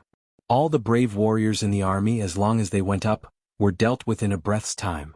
Those martial artists and martial masters, whom they had once looked up to, had all turned into corpses in mere moments. It was said that these people were seriously injured. If they were not injured. The commander shuddered. The distance between Kongshang Xian and Yin Wu Fa was only 50 feet. But this 50 feet distance, under Chu Yang's command, became a natural moat. Almost all the masters were gathered here. If they tried to force their way through, even if Kongshang Xian was not injured, he was not confident. Chapter 187. Immediately after, Kongshang Xian's throne in the air suddenly emitted a golden light. Kongshang Xian suddenly jumped up from the ground.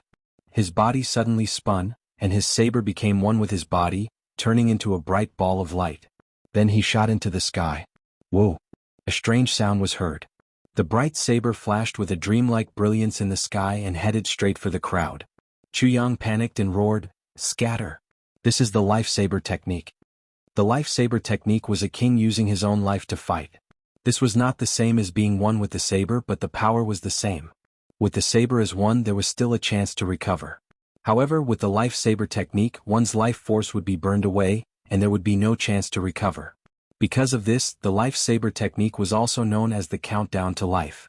Because once it was used, the person's life would enter the countdown. Sad Saber King Kongshang Xian was finally going all out. Once this move was unleashed, even if no one attacked Kongshang Xian, he would still die without a doubt once the aftershock of this move dissipated.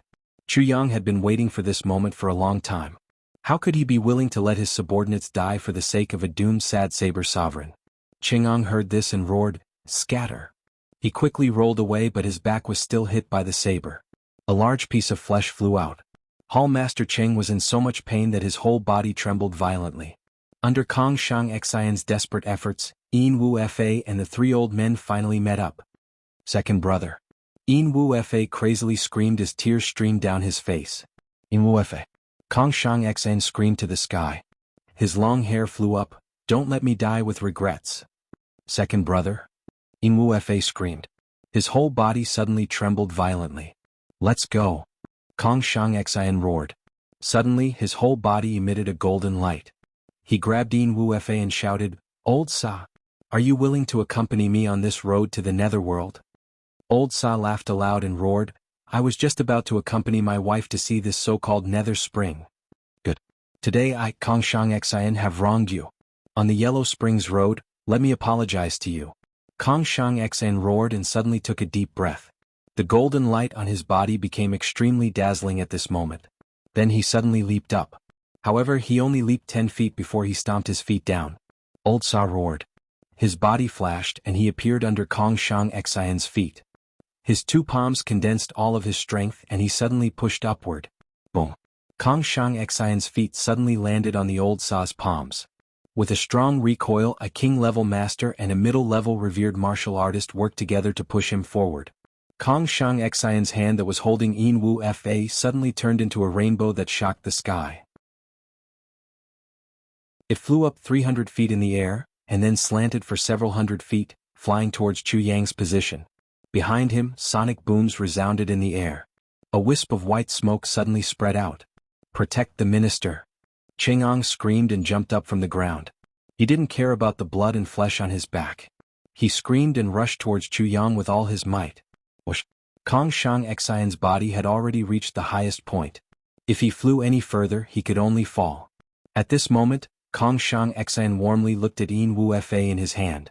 His eyes emitted deep emotions. Yin Wu Fa crazily screamed, "Second brother! Don't!" Kongshang Xian turned a deaf ear and suddenly roared towards the sky. In the sky, the throne formed by the golden light suddenly spun like the sun. Then, with a loud bang, it exploded into countless golden stars and then disappeared into the night sky. Kongshang Xian's body strangely stopped in midair. Then he suddenly flew up 7 or 8 feet. Suddenly he roared, "Brother?" His arms spun like a windmill and he threw Yin Wu Fa's body out. Just as he made his move, Kongshang Xian's body suddenly flashed again. Blood crazily spewed out from his mouth. He quickly chased after Yin Wu Fa with both hands and feet. He used an unimaginable speed to chase after Yin Wu Fa, who was flying at high speed. Hundreds of palms continuously landed on Yin Wu Fa's soles. Then he screamed, "Don't let me die with regrets."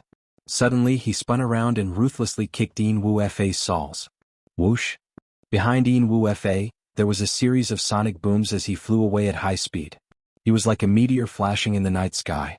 In just a few moments he was already more than 1,000 feet away, and could no longer be seen. This is the last move of a king-level master. Turning into a golden light. At this moment I am the king. It is to shatter one's own soul. No matter how injured a king-level master is in this short period of time, he can use the explosion of his soul to double his strength. Jimo's face was heavy as he said, "This move is invincible." And this king-level expert used this trick to help his own brother escape. Chu Yang sighed and said, "Even if they are enemies, this brotherly love is truly touching. I'm envious." Jimo nodded. At this moment, a golden light flashed in the sky. A loud roar sounded, "King of Hell Chu, give me your life." Kong Shang Xn used the last of his power to suddenly descend from 400 feet in the sky toward Chu Yang. "King of Hell Chu, give me your life." Old Sa was on the ground, but he also mustered the last of his strength and rushed toward Chu Yang without regard for his own life. Yin Wu Fa was not out of danger yet. Only by creating more chaos here would Yin Wu Fa have a chance to escape. Therefore, Old Sa and Kong Shang Xn were fighting with their lives on the line. Countless figures leaped into the air, and a rain of black arrows and spears shot into the sky like meteors. Kong Shang Xn laughed out loud. Jin Ran did not dodge. His eyes flashed with a ferocious light as he rushed toward Chu Yang. At this moment all of his life force had been converted into one attack. His soul had been shattered and his golden crown had disappeared. However, he still rushed forward. The sky full of arrows was like 100 rivers converging into the sea as they converged on Kong Shang Xin's body. At first he was still able to shake them away, but later on they pierced his flesh. A spear was thrown from Jimo's hand. With a whoosh, it pierced through Kong Shang Xin's abdomen. Kong Shang Xn did not slow down and continued to rush forward. He was only 3 feet away from Chu Yang. At this moment in his eyes, there was no sky, no earth, no enemies, no tens of thousands of soldiers. There was only one person, King of Hell Chu. This was the real King of Hell Chu. Kong Shang Xin did not care about the wounds that others inflicted on his body. It was as if he did not feel anything. He only had one goal, to kill King of Hell Chu. Close. Kong Shang Xin's body was covered with countless arrows as he finally arrived in front of Chu Yang. GMO roared and fiercely stabbed out with his sword. Kong Shang Xin's 7 orifices were bleeding. His hand suddenly shot out. Dang! The sword and the saber collided in the air.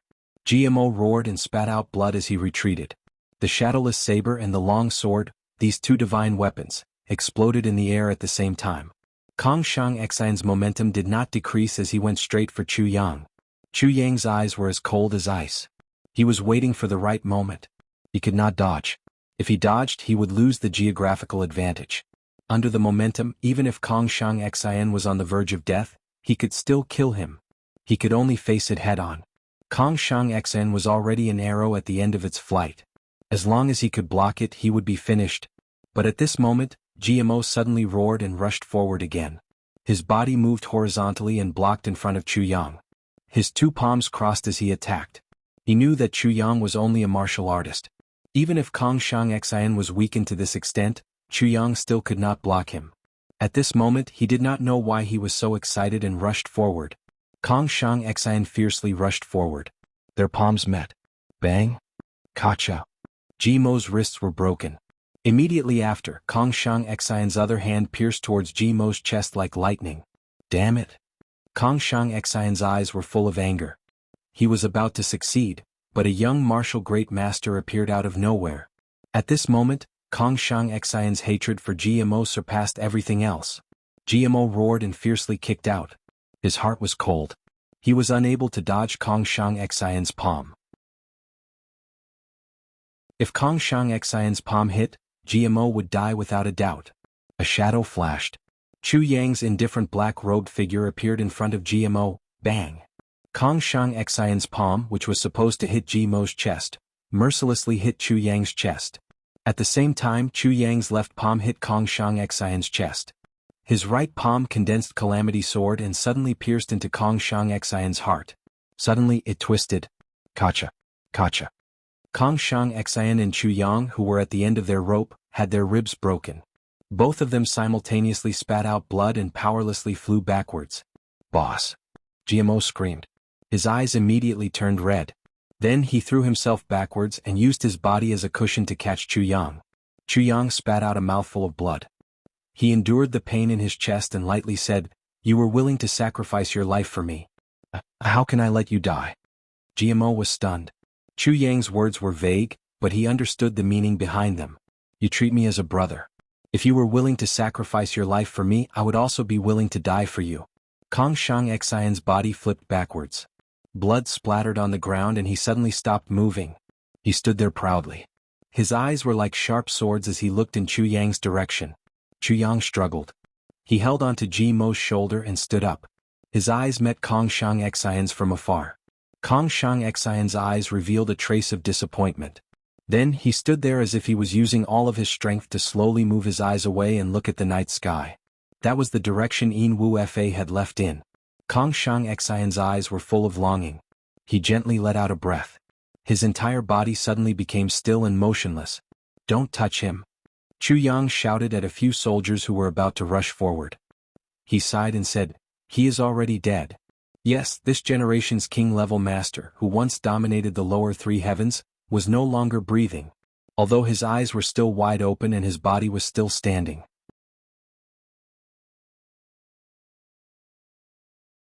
Chapter 188. King-Level Master. The old Sa was already covered in wounds and had reached the final stage. Suddenly he let out a heart-wrenching roar and jumped up. However, he was pierced by hundreds of spears at the same time while he was still in the air.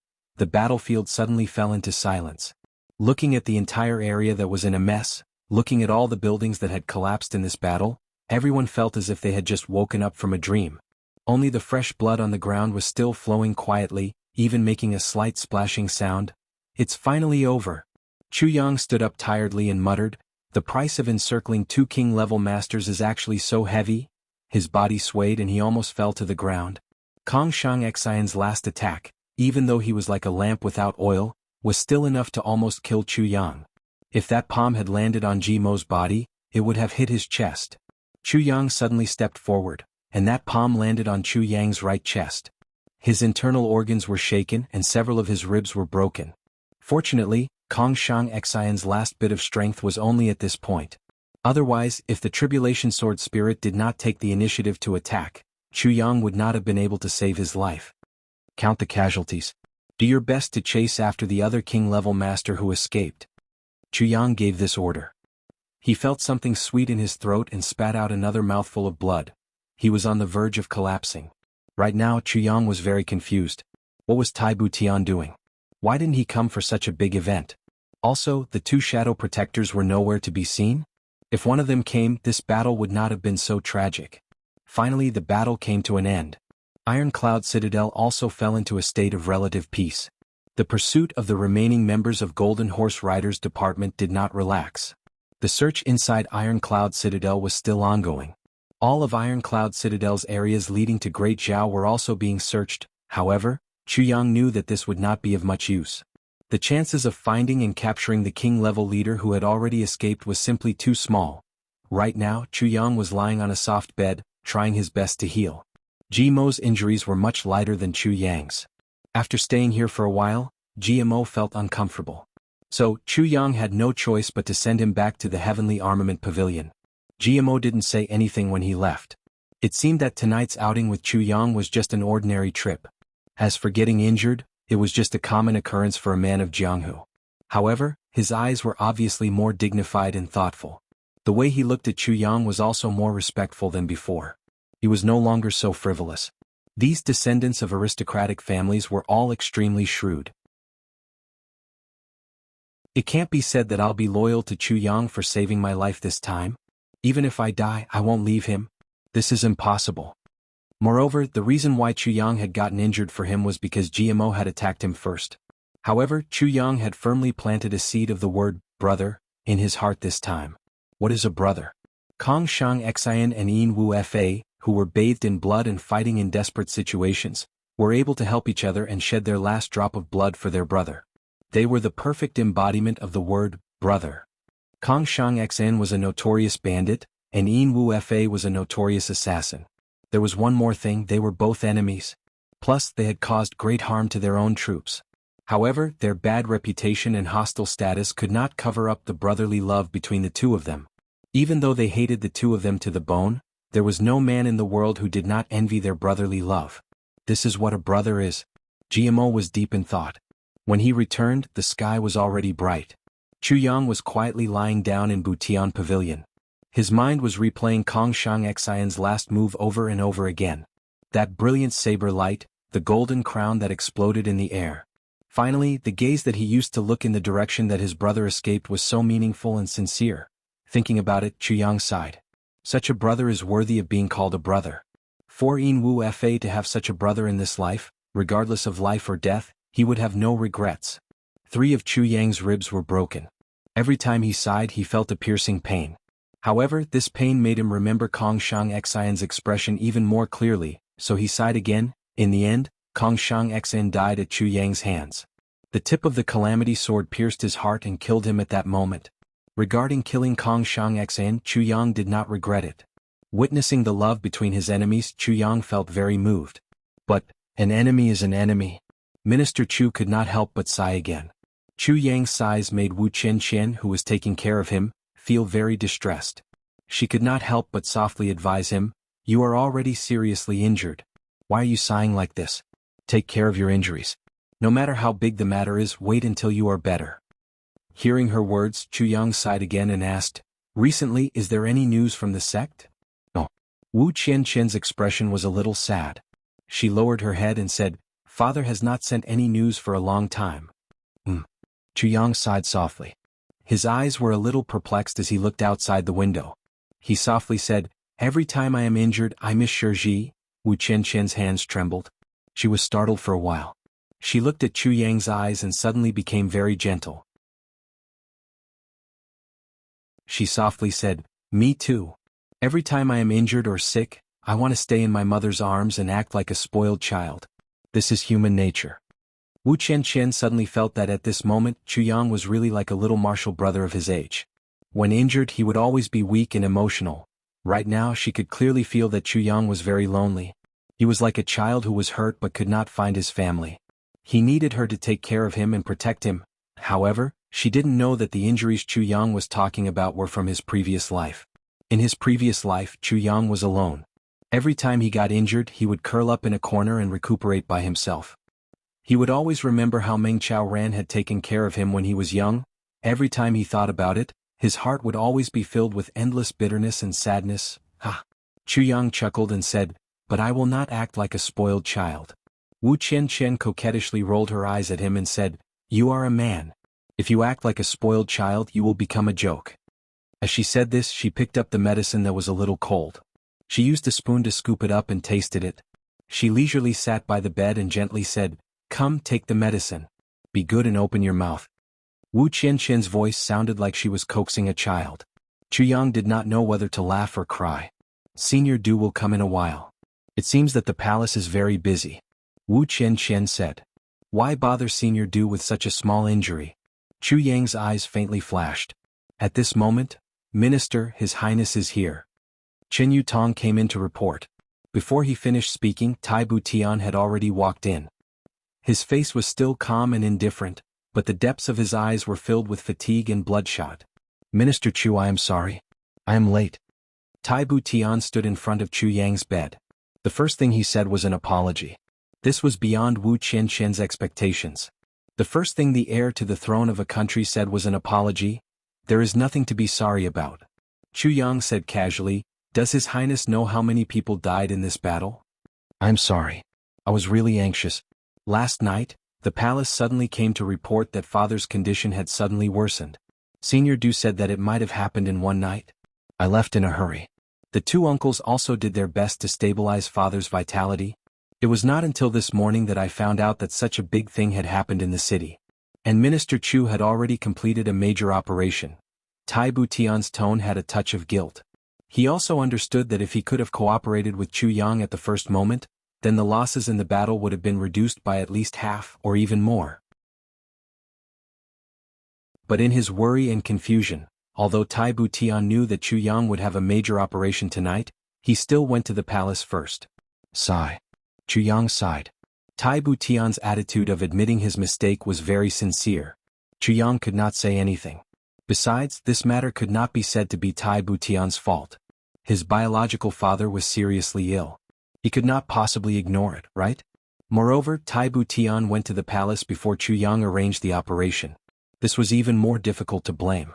The number of casualties of the minister was calculated. Qin Yutong came in again. His expression was much more serious. Yes, how is it? Chu Yang asked. 3,370 soldiers have died in battle. The injured 113. Qin Yutong said, this is the military's loss. As for Butian Pavilion, 77 people died in battle and 50 were injured. The guests of the imperial residence, 18 people died in battle and 35 were injured. The Ministry of Justice, a total of 100 people died in battle and 14 were injured. Butian Pavilion's hall leader Cheng is seriously injured. The minister is seriously injured. Qin Yutong finished and sighed softly. On the side, Tai Butian sucked in a breath of cold air. 8 people. A total of 8 enemies. 4 of them died under the arrows. And these casualties were basically killed by the hands of the other 4.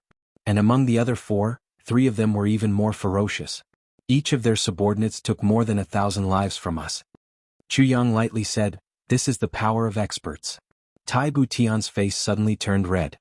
He also had the strength of experts on his side, but they were brought to the palace by him.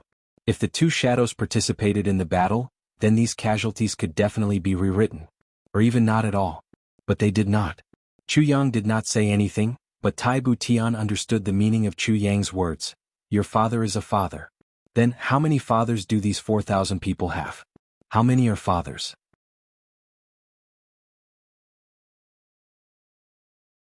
Chapter 189. Chu Yang closed his eyes tiredly and said indifferently, Clan Master Qin, you can leave first. Chan, you too. The 2 of them looked at Chu Yang worriedly and finally walked out of the room, knowing that Chu Yang wanted to talk to Tai Butian alone. And this conversation would probably not be pleasant. Watching the 2 of them leave, Chu Yang was silent for a long time. I'm listening, Tai Butian said softly. I actually didn't want to say anything, but after thinking for a long time, I still have to say it. Chu Yang's voice was a little sharp as he said, in your opinion, the emperor is critically ill, and as the Grand Empress, you should be by his side to serve him. In your opinion, the emperor's life and death also determine the fate of Iron Cloud, so the Grand Empress needs to be present. You need to use your greatest strength to treat the emperor's illness. This is very reasonable. As a woman, it is understandable for anyone to make such a decision. Chu Yang said quietly, but you must never forget that you are also a ruler. These reasons can be said very well in any other place and can be understood by others. But they can't be said in the army. Chu Yang said heavily. Tai Butian suddenly looked up, wanting to say something, but Chu Yang didn't give him the chance to speak, quickly cutting him off. The army respects orders. Soldiers in the army, even if their parents are lying on the bed with only 1 breath left, as long as the army orders to gather, they will immediately set off and rush to the battlefield. If they are late by even a moment, their heads will roll. Military law is merciless. Military law doesn't give any reasons. Whether the father or mother is seriously ill, they can only obey orders. Chu Yang said indifferently, it was the same last night. With 1 order, nearly 4,000 people threw their lives away here. Your Highness, what can you compensate them for? Chu Yang asked sharply, what can compensate for the pain of a mother losing her son and a wife losing her husband? Because war is merciless, sacrifices are inevitable. For so many years, millions of men have died on the battlefield and no one said anything. This is a necessary sacrifice. Chu Yang said, however, when unnecessary sacrifices and completely avoidable sacrifices happen, no amount of regret or compensation will help. Tai Butian stood quietly listening to Chu Yang's words. He knew that Chu Yang was a little emotional today. So he didn't say anything. Minister Chu, don't you think that your words are a bit harsh? A shadow guardian appeared and said coldly. I am not Tai Butian's subordinate. Chu Yang also said coldly, I'm just helping. What we, the Jados, are protecting is also the Tai clan's territory. If Tai Butian herself doesn't care, then we don't have to. He narrowed his eyes and coldly looked at Ing. If the advice is unpleasant to the ears, then your Highness can choose not to listen. You can also choose to banish me. Tai Butian heaved a long sigh. He waved his hand to stop the shadow from speaking further. He said, Minister Fei, you should recuperate well today.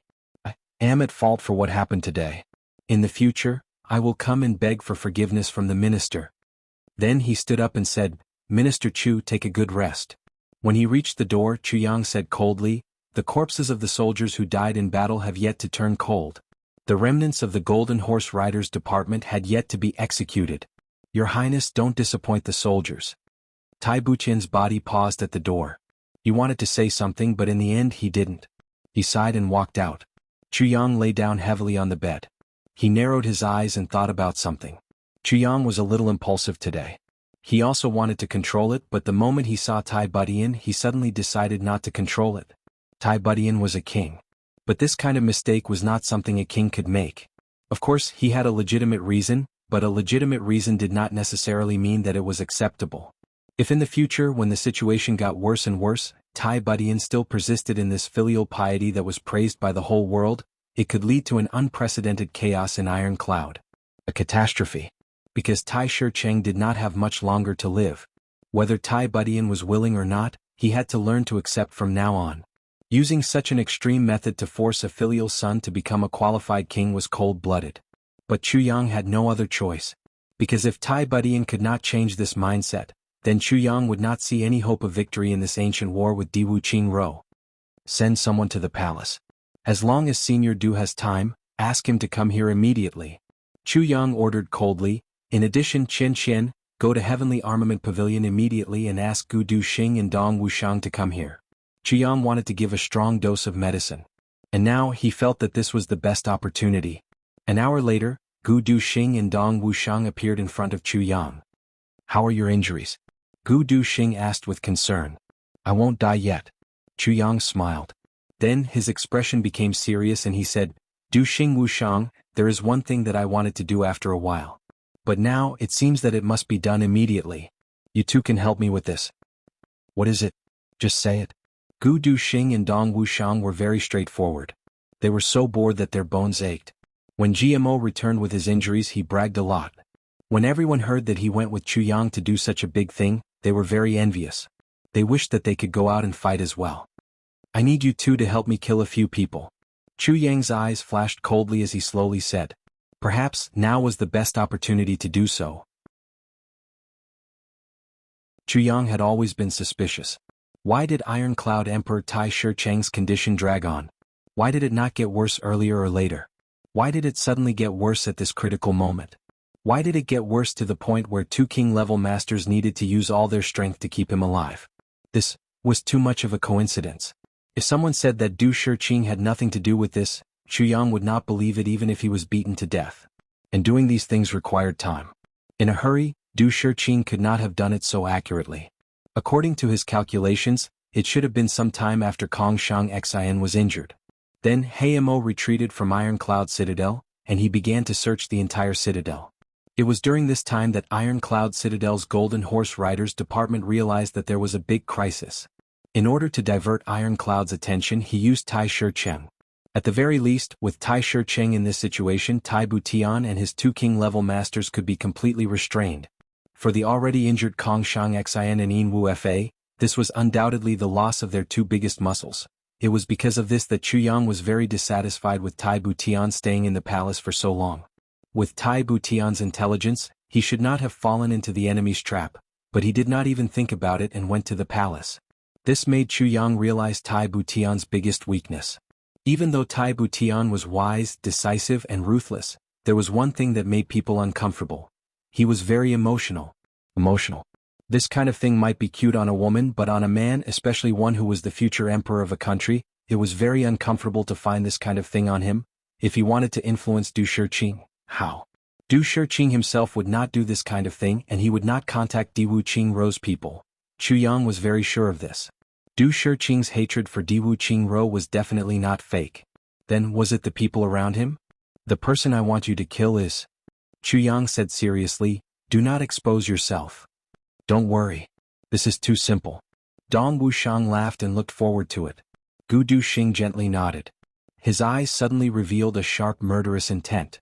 Cheng Yun he stood in front of the window feeling cold all over. Last night after he finished arranging everything, he immediately left. But 2 hours later there was a large-scale battle. The sound of the fierce battle could be clearly heard from the inn a few miles away. But at that time he could not do anything. He could only try his best to control his subordinates' urge to go help and wait in silence. Kong Shang Xian's cry of, "Don't let me die with regrets," shook the entire Ironclad citadel from its slumber. At that moment, Cheng Yun he clearly felt that Kong Shang Xian was finished. Not long after Yin Wu Fa's battered and bruised body suddenly came in. He twitched a few times, said a few words and then fell into a deep coma. "Go. Save my second brother." At that moment, Cheng Yun he felt as if he had experienced the vicissitudes of life. He almost could not control himself. He immediately arranged for people to take Yin Wu Fa away and erase all traces. He knew that the pursuing army would arrive soon. Sure enough, after a short while the search team arrived in waves. They even tore open the quilt and searched the whole place. When everything finally calmed down, it was already dawn. Yin Wu Fa's injuries were very serious. His life could be in danger at any moment. However, he had already used the Jade Spirit Ginseng once. Using it again would be useless. Cheng Yun he could only give him Meng Hun's solution. Then, he immediately began to make arrangements to leave. Meng Hun's solution could only guarantee 1 month's time. If they could not return to Great Zhao within a month, Yin Wu Fa would die without a doubt. But right now Ironclad Citadel was in a state of panic and unrest. All 4 gates were closed to search for spies. How could they leave? Because of this, Cheng Yun he frowned every day. He asked many officials to leave the citadel by doing business, but all he received were apologetic replies. Cheng Yun he thought for a long time, but he could not think of a safe way to leave. From that day on he did not even dare to use the invisible falcon to send messages. Because there were people watching the sky day and night, the invisible falcon needed a short period of time to fly into the sky before it melted into the void. During that period of time, with the current strict surveillance, he was afraid that someone would find out. Once found out, it would be a disaster. Unable to contact him, Cheng Yun he became even more anxious. If Prime Minister Diwu Qingro knew what had happened during this time, how would he react?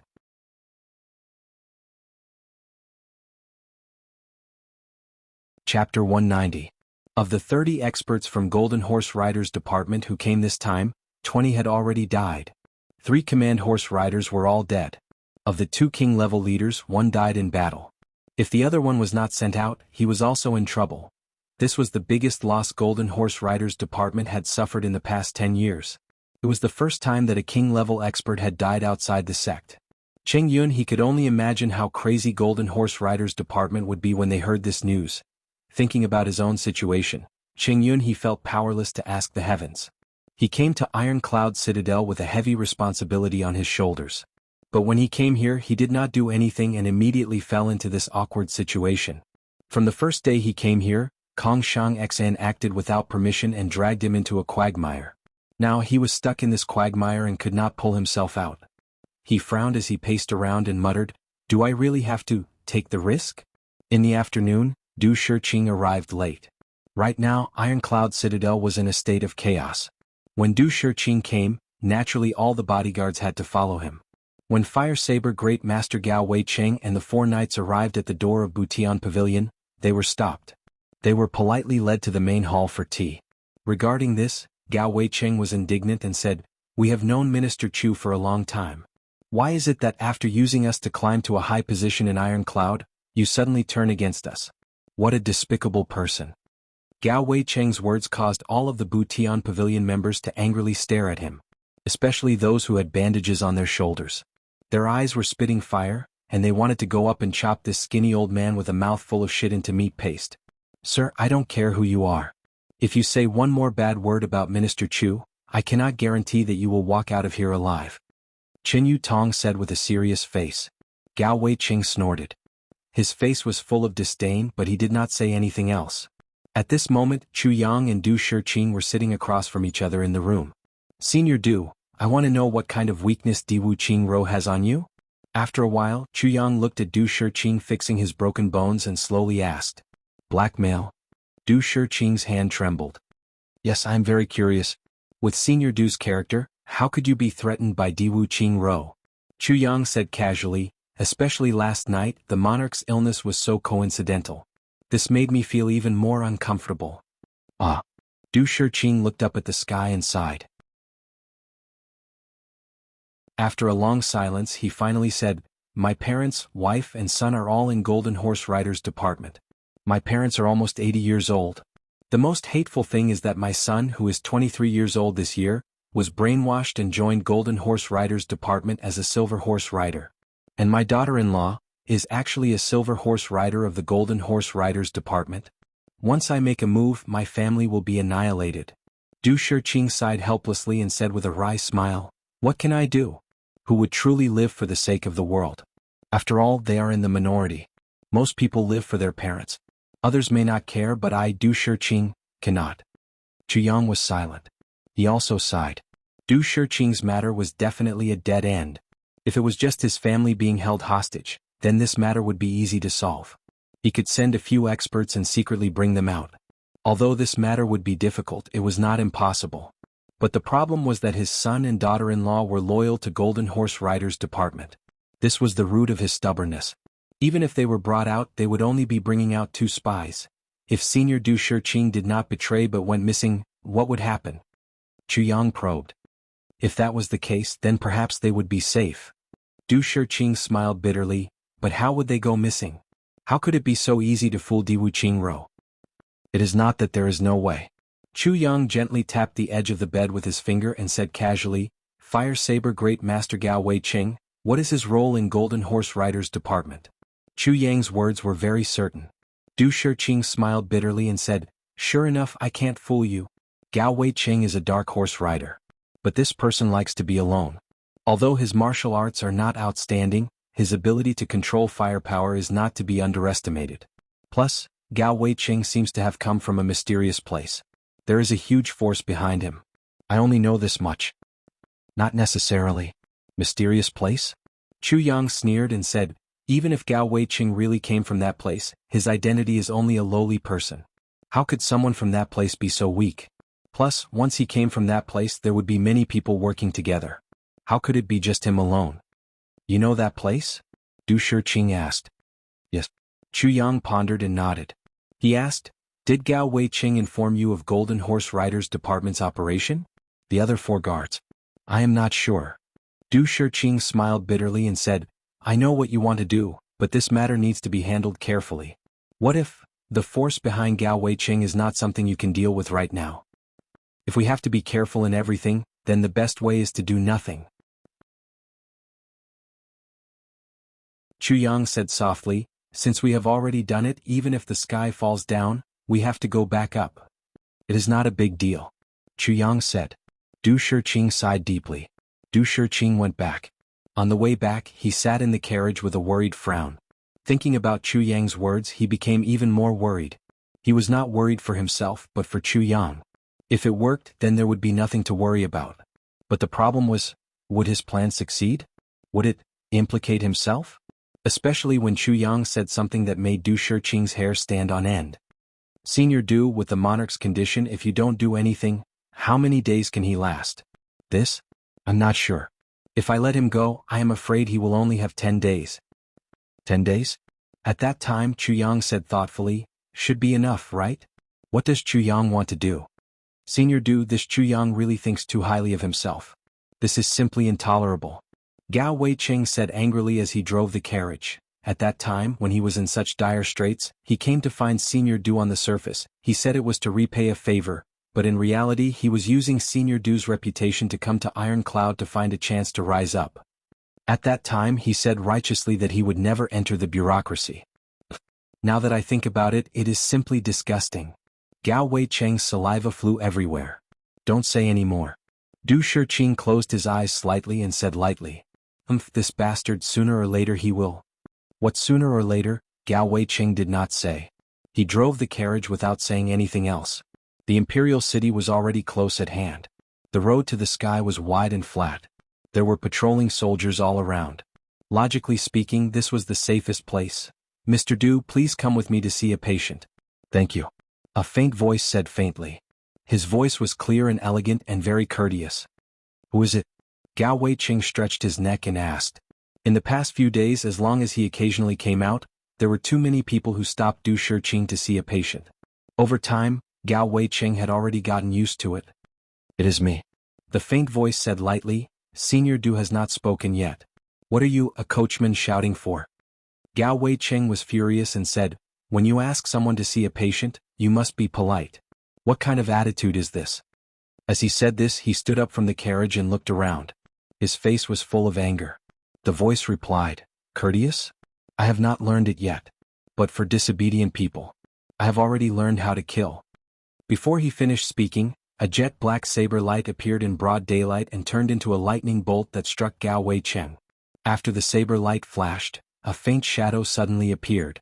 Another shadow with a shining sword came out from under the carriage. With a swoosh, the 4 guards' throats were cut and they were thrown in 4 different directions. Then this person entered the carriage and said faintly, "Senior Du, saving a patient is like putting out a fire. Come with me." With a boom, the roof of the carriage was pierced through. A masked man in black with one hand carrying Du Shiqing flew out of the hole and landed on the roof of the carriage. Then with a kick of his feet he flew out like a big bird. Using the roof of a house on the side of the road as leverage, he disappeared without a trace with a whoosh. At this time, Gao Weiqing was already out of breath from the saber that was as dark as night. If he did not crazily throw out fire, his head would have already fallen to the ground. At this moment, seeing that Du Shiqing was taken away, Gao Weiqing turned pale with fright. He wanted to rush forward to stop them, but the saber technique of the masked man in black was very flexible. His body did not land on the ground, but Gao Weiqing was already in a difficult situation. He could not free his hands and could only watch as Du Shiqing was taken away. "Someone come quickly. Senior Du has been taken away." Gao Weiqing was in a hurry and did not care about face. He screamed at the top of his lungs. "This is a saber great master?" The masked man in black coldly sneered, "You have really lost the face of a saber great master." It was clear that this masked man in black was also a saber great master. Gao Weiqing's screams spread far and wide. Immediately, the surrounding troops began to gather. "I originally wanted to play with you, but I did not expect that you would not even care about face. You might as well not even care about your life." The masked man in black suddenly shouted and pulled back his saber. In an instant, it was as if all the air in the area was sucked out by his saber and turned into a vacuum. Then the saber, as dark as night, came down with a swoosh. This saber did not have any fancy moves, but it was very imposing. It made people feel that even if there was a mountain in front of them, this saber would still be able to split it. Moreover, this saber did not hold back. It seemed that no matter what was in front of it after splitting it, it would not stop. It would continue to slash downwards and split the earth in 2. Gao Weiqing only felt that the opponent's saber was firmly locked onto him. For a moment, it was difficult for him to even use his saber. He could not help but be scared out of his wits. Suddenly he screamed. The saber in his hand and the 7 orifices on his face suddenly spewed out fire.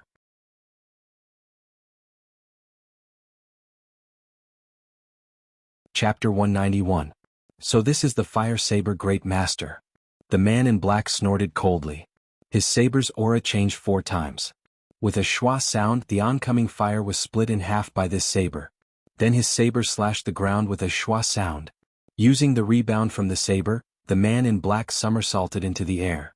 At this time, the first wave of arrows came down like a waterfall. The man in black did not make a sound. His saber was in the air. With a schwa sound, his body changed direction and avoided the arrows. He landed on top of the wall and disappeared without looking back. Gao Weiqing still maintained his saber-slashing posture. His 2 eyes stared fiercely in front of him. His 7 orifices were still spewing out fire. Then the fire suddenly disappeared without any warning. Gao Weiqing's eyes slowly became unfocused. He turned a deaf ear to the people who rushed over and asked him questions. He did not respond at all. Immediately after, a thin line of blood slowly appeared on his forehead. The line of blood slowly spread out and then with a swoosh it spurted out. Gao Weiqing's standing body suddenly split into 2 halves, like a watermelon that was cut from the middle, and fell to the ground with a plop. His entire body maintained perfect balance. From head to crotch it was split into 2 halves. The 2 halves of his body neatly formed the word, "one" on the ground. His internal organs spilled all over the ground. There were screams all around.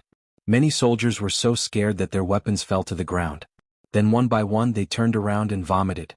Du Shiqing's bodyguards were all dead. Fire Saber Great Master Gao Weiqing died in battle. Divine Doctor Du Shiqing disappeared. Moreover, the most ironic thing was that this happened right in front of Ironcloud Citadel's royal palace. In fact, it was not even 100 feet away. This kind of thing was like pouring oil on the already boiling Ironcloud Citadel. It completely blew up. Tai Butian lost his usual calmness and became furious. He ordered a search of the entire citadel. King of Hell Chu lost his usual gloominess and became furious. He ordered, even if we have to turn over all the rat holes in Ironcloud Citadel, we must find Divine Dr. Du. All the officials in Ironcloud Citadel were furious. They spontaneously organized their guards to participate in the search. Tai Longqing, who was still on the front lines, was furious. He ordered the military to search with all their might. In just a moment, Ironcloud Citadel began to shake as if the sky was falling and the earth was splitting. Ironcloud Citadel is now in a state of chaos that cannot be described in words. You're right. You've just killed a king-level master. Ironcloud Citadel is now in a state of chaos. The craziest of them all was King of Hell Chu, Minister Chu. Under the mobilization of Butian Pavilion, King of Hell Chu's eyes behind his mask became blood red. He glared fiercely at his 200 subordinates and said through gritted teeth, Senior Du Shiqing is a godly doctor of his generation, and I owe him a great favor. This time I don't care who took Mr. Dean. In short, I must make him pay. Unbearable price. I want to let these daring thieves know that there are some things that they can't do. There are some people you can't afford to offend. Now, the biggest suspect is the remaining members of the Golden Horse Riders Department in the city. These bastards must have been driven to desperation and committed such atrocious acts. Now I give the order. Chingong. Minister Chu's roar shook the entire Butian Pavilion. Dust began to fall from the roofs. Subordinate is here. Hall leader Ching, who had not recovered from his serious injuries, stepped forward. My order. King of Hell Chu's crazy eyes flickered with a hysterical rage and an unconcealable murderous intention. Everyone who saw him shuddered in fear. Fierce Blood Hall must stop the new murderers. Everyone must be mobilized at once. If you can't find Mr. Dean, Chingong, think about the consequences. Yes. Cheng Ang's thin face was dripping with sweat the size of soybeans. Chen Yu Tong. Minister Chu roared again and the entire hall shook 3 times. Subordinate is here. Chen Yu Tong trembled as he came out. My order. Heavenly Secrets Hall, stop the new training. Everyone move out. All the intelligence networks move out. All the connections use them all. All of them. That all of them. That. And that. King of Hell Chu excitedly slapped the table. Do you understand? I. Chen Yu Tong fainted. The first hall master really wanted to ask, Minister, what is that? What is that? L. Ref equals and quo, RG equals and quo, underscore BND equals and quo, and G. However, hall leader Chen didn't have the guts to do so. So he stood up straight and said in an imposing manner, Minister, this subordinate completely understands. Good. If you can't do it, you should think about the consequences. Minister Chu pointed with his right hand, move out immediately. Yes. Chen Yu Tong's face was firm. He walked out the door with firm steps. He thought to himself, wait until Minister Chu's anger subsides. I have to go in again and ask what that is. Otherwise I have already said it clearly. If I can't finish playing then I will really, pass down my order. King of Hell Chu's thunderous roar came from the main hall. Capital Imperial Guards, Capital Imperial Guards, Capital Imperial Guards, Capital Imperial Guards, Capital Imperial Guards, Capital Imperial Guards, Capital Justice Imperial Guards, Capital Justice Imperial Guards, Capital Justice Imperial Guards, Capital Justice Imperial Guards, Capital Justice Imperial Guards. Even if these bastards turn into bedbugs, dig them out and chop them into pieces. This murderous aura, this. Chen Yu Tong wiped the sweat off his face and quickly walked out. I should hide first. Tai Butian was rushing to Butian Pavilion. Tai Butian's intuition told her that this matter had something to do with King of Hell Chu. But she could not describe what she was feeling. Just as she arrived at Butian Pavilion, she saw a group of people wiping their sweat in fear. They walked out one by one, their faces pale and sweating. What's wrong? Grand Elder asked. Before he finished speaking, a crashing sound was heard from inside. With a sudden sound, a broken table flew out and fell into the courtyard, breaking into pieces. Immediately, a furious roar was heard, Bastard! Bastard. This is the biggest joke in the world. The divine doctor was robbed in front of the imperial city. What are all of you doing? The country's salary is feeding you, fat motherfucker? You just take the money and don't do anything. This iron cloud must be cleaned up. It must be seriously reorganized. Everyone jumped in fright. Clean up? You've almost killed them all? This Butian pavilion? It must be cleaned up. I don't want any of these vermin. Crush them to death. Minister Chu's angry voice came out from inside, accompanied by the crashing sound of things being smashed. Everyone shuddered as Feng Xian ran out of the room in fear. Cleaning up the bureaucracy, if it was not serious, it would only result in imprisonment. But cleaning up Butian Pavilion? It was a dead end. Hurry up and get to work. What the hell? Fuck. King of Hell Chu was still cursing. Tai Butian listened with a calm face for a while and finally walked in. Your Excellency the Minister, please calm down for the time being. Nonsense. How can I calm down after this? Do you know how embarrassing this is? A Grand Elder? Minister Chu yelled halfway before he realized that the person he was yelling at was the Grand Elder. For a moment he could not help but feel awkward. Tai Butian stood quietly and looked at Chu Yang. After a long time he slowly said, Minister, what do you think about the disappearance of Divine Dr. Du? I am very angry. Chu Yang said, for something like this to happen in the most important place in Iron Cloud Citadel, it is simply shocking. Chu Yang's tone was heavy. Well, if Senior Du is not found, I am afraid there is no hope for my father's illness. Tai Butian's voice was trying hard to control his emotions, but the sadness and helplessness were clear. Chu Yang sighed and lowered his head. Then he raised it up and looked at Tai Butian. I am very angry that Senior Du is missing. But when it comes to the Emperor's illness, please forgive me. I have a different view. Tai Butian was silent. He also looked at Chu Yang's eyes without blinking and said, Oh? These days Du Xinyo came here. I also talked to him about the Emperor's illness. Chu Yang sighed and said, Senior Du once said that the Emperor's current illness has reached the point where he is like a lamp that has run out of oil. Every time he took a breath, he would suffer great torment. Mr. Du's treatment of the Emperor is not a treatment at all, but a stimulation of the Emperor's pain as much as possible, using this pain to maintain the Emperor's breath and consciousness. Chu Yang said indifferently, Senior Du once said that when the Emperor was conscious, he begged Senior Du countless times to stop treating him and to let him die quickly. At this point, continuing to live is tantamount to the greatest torture in the world.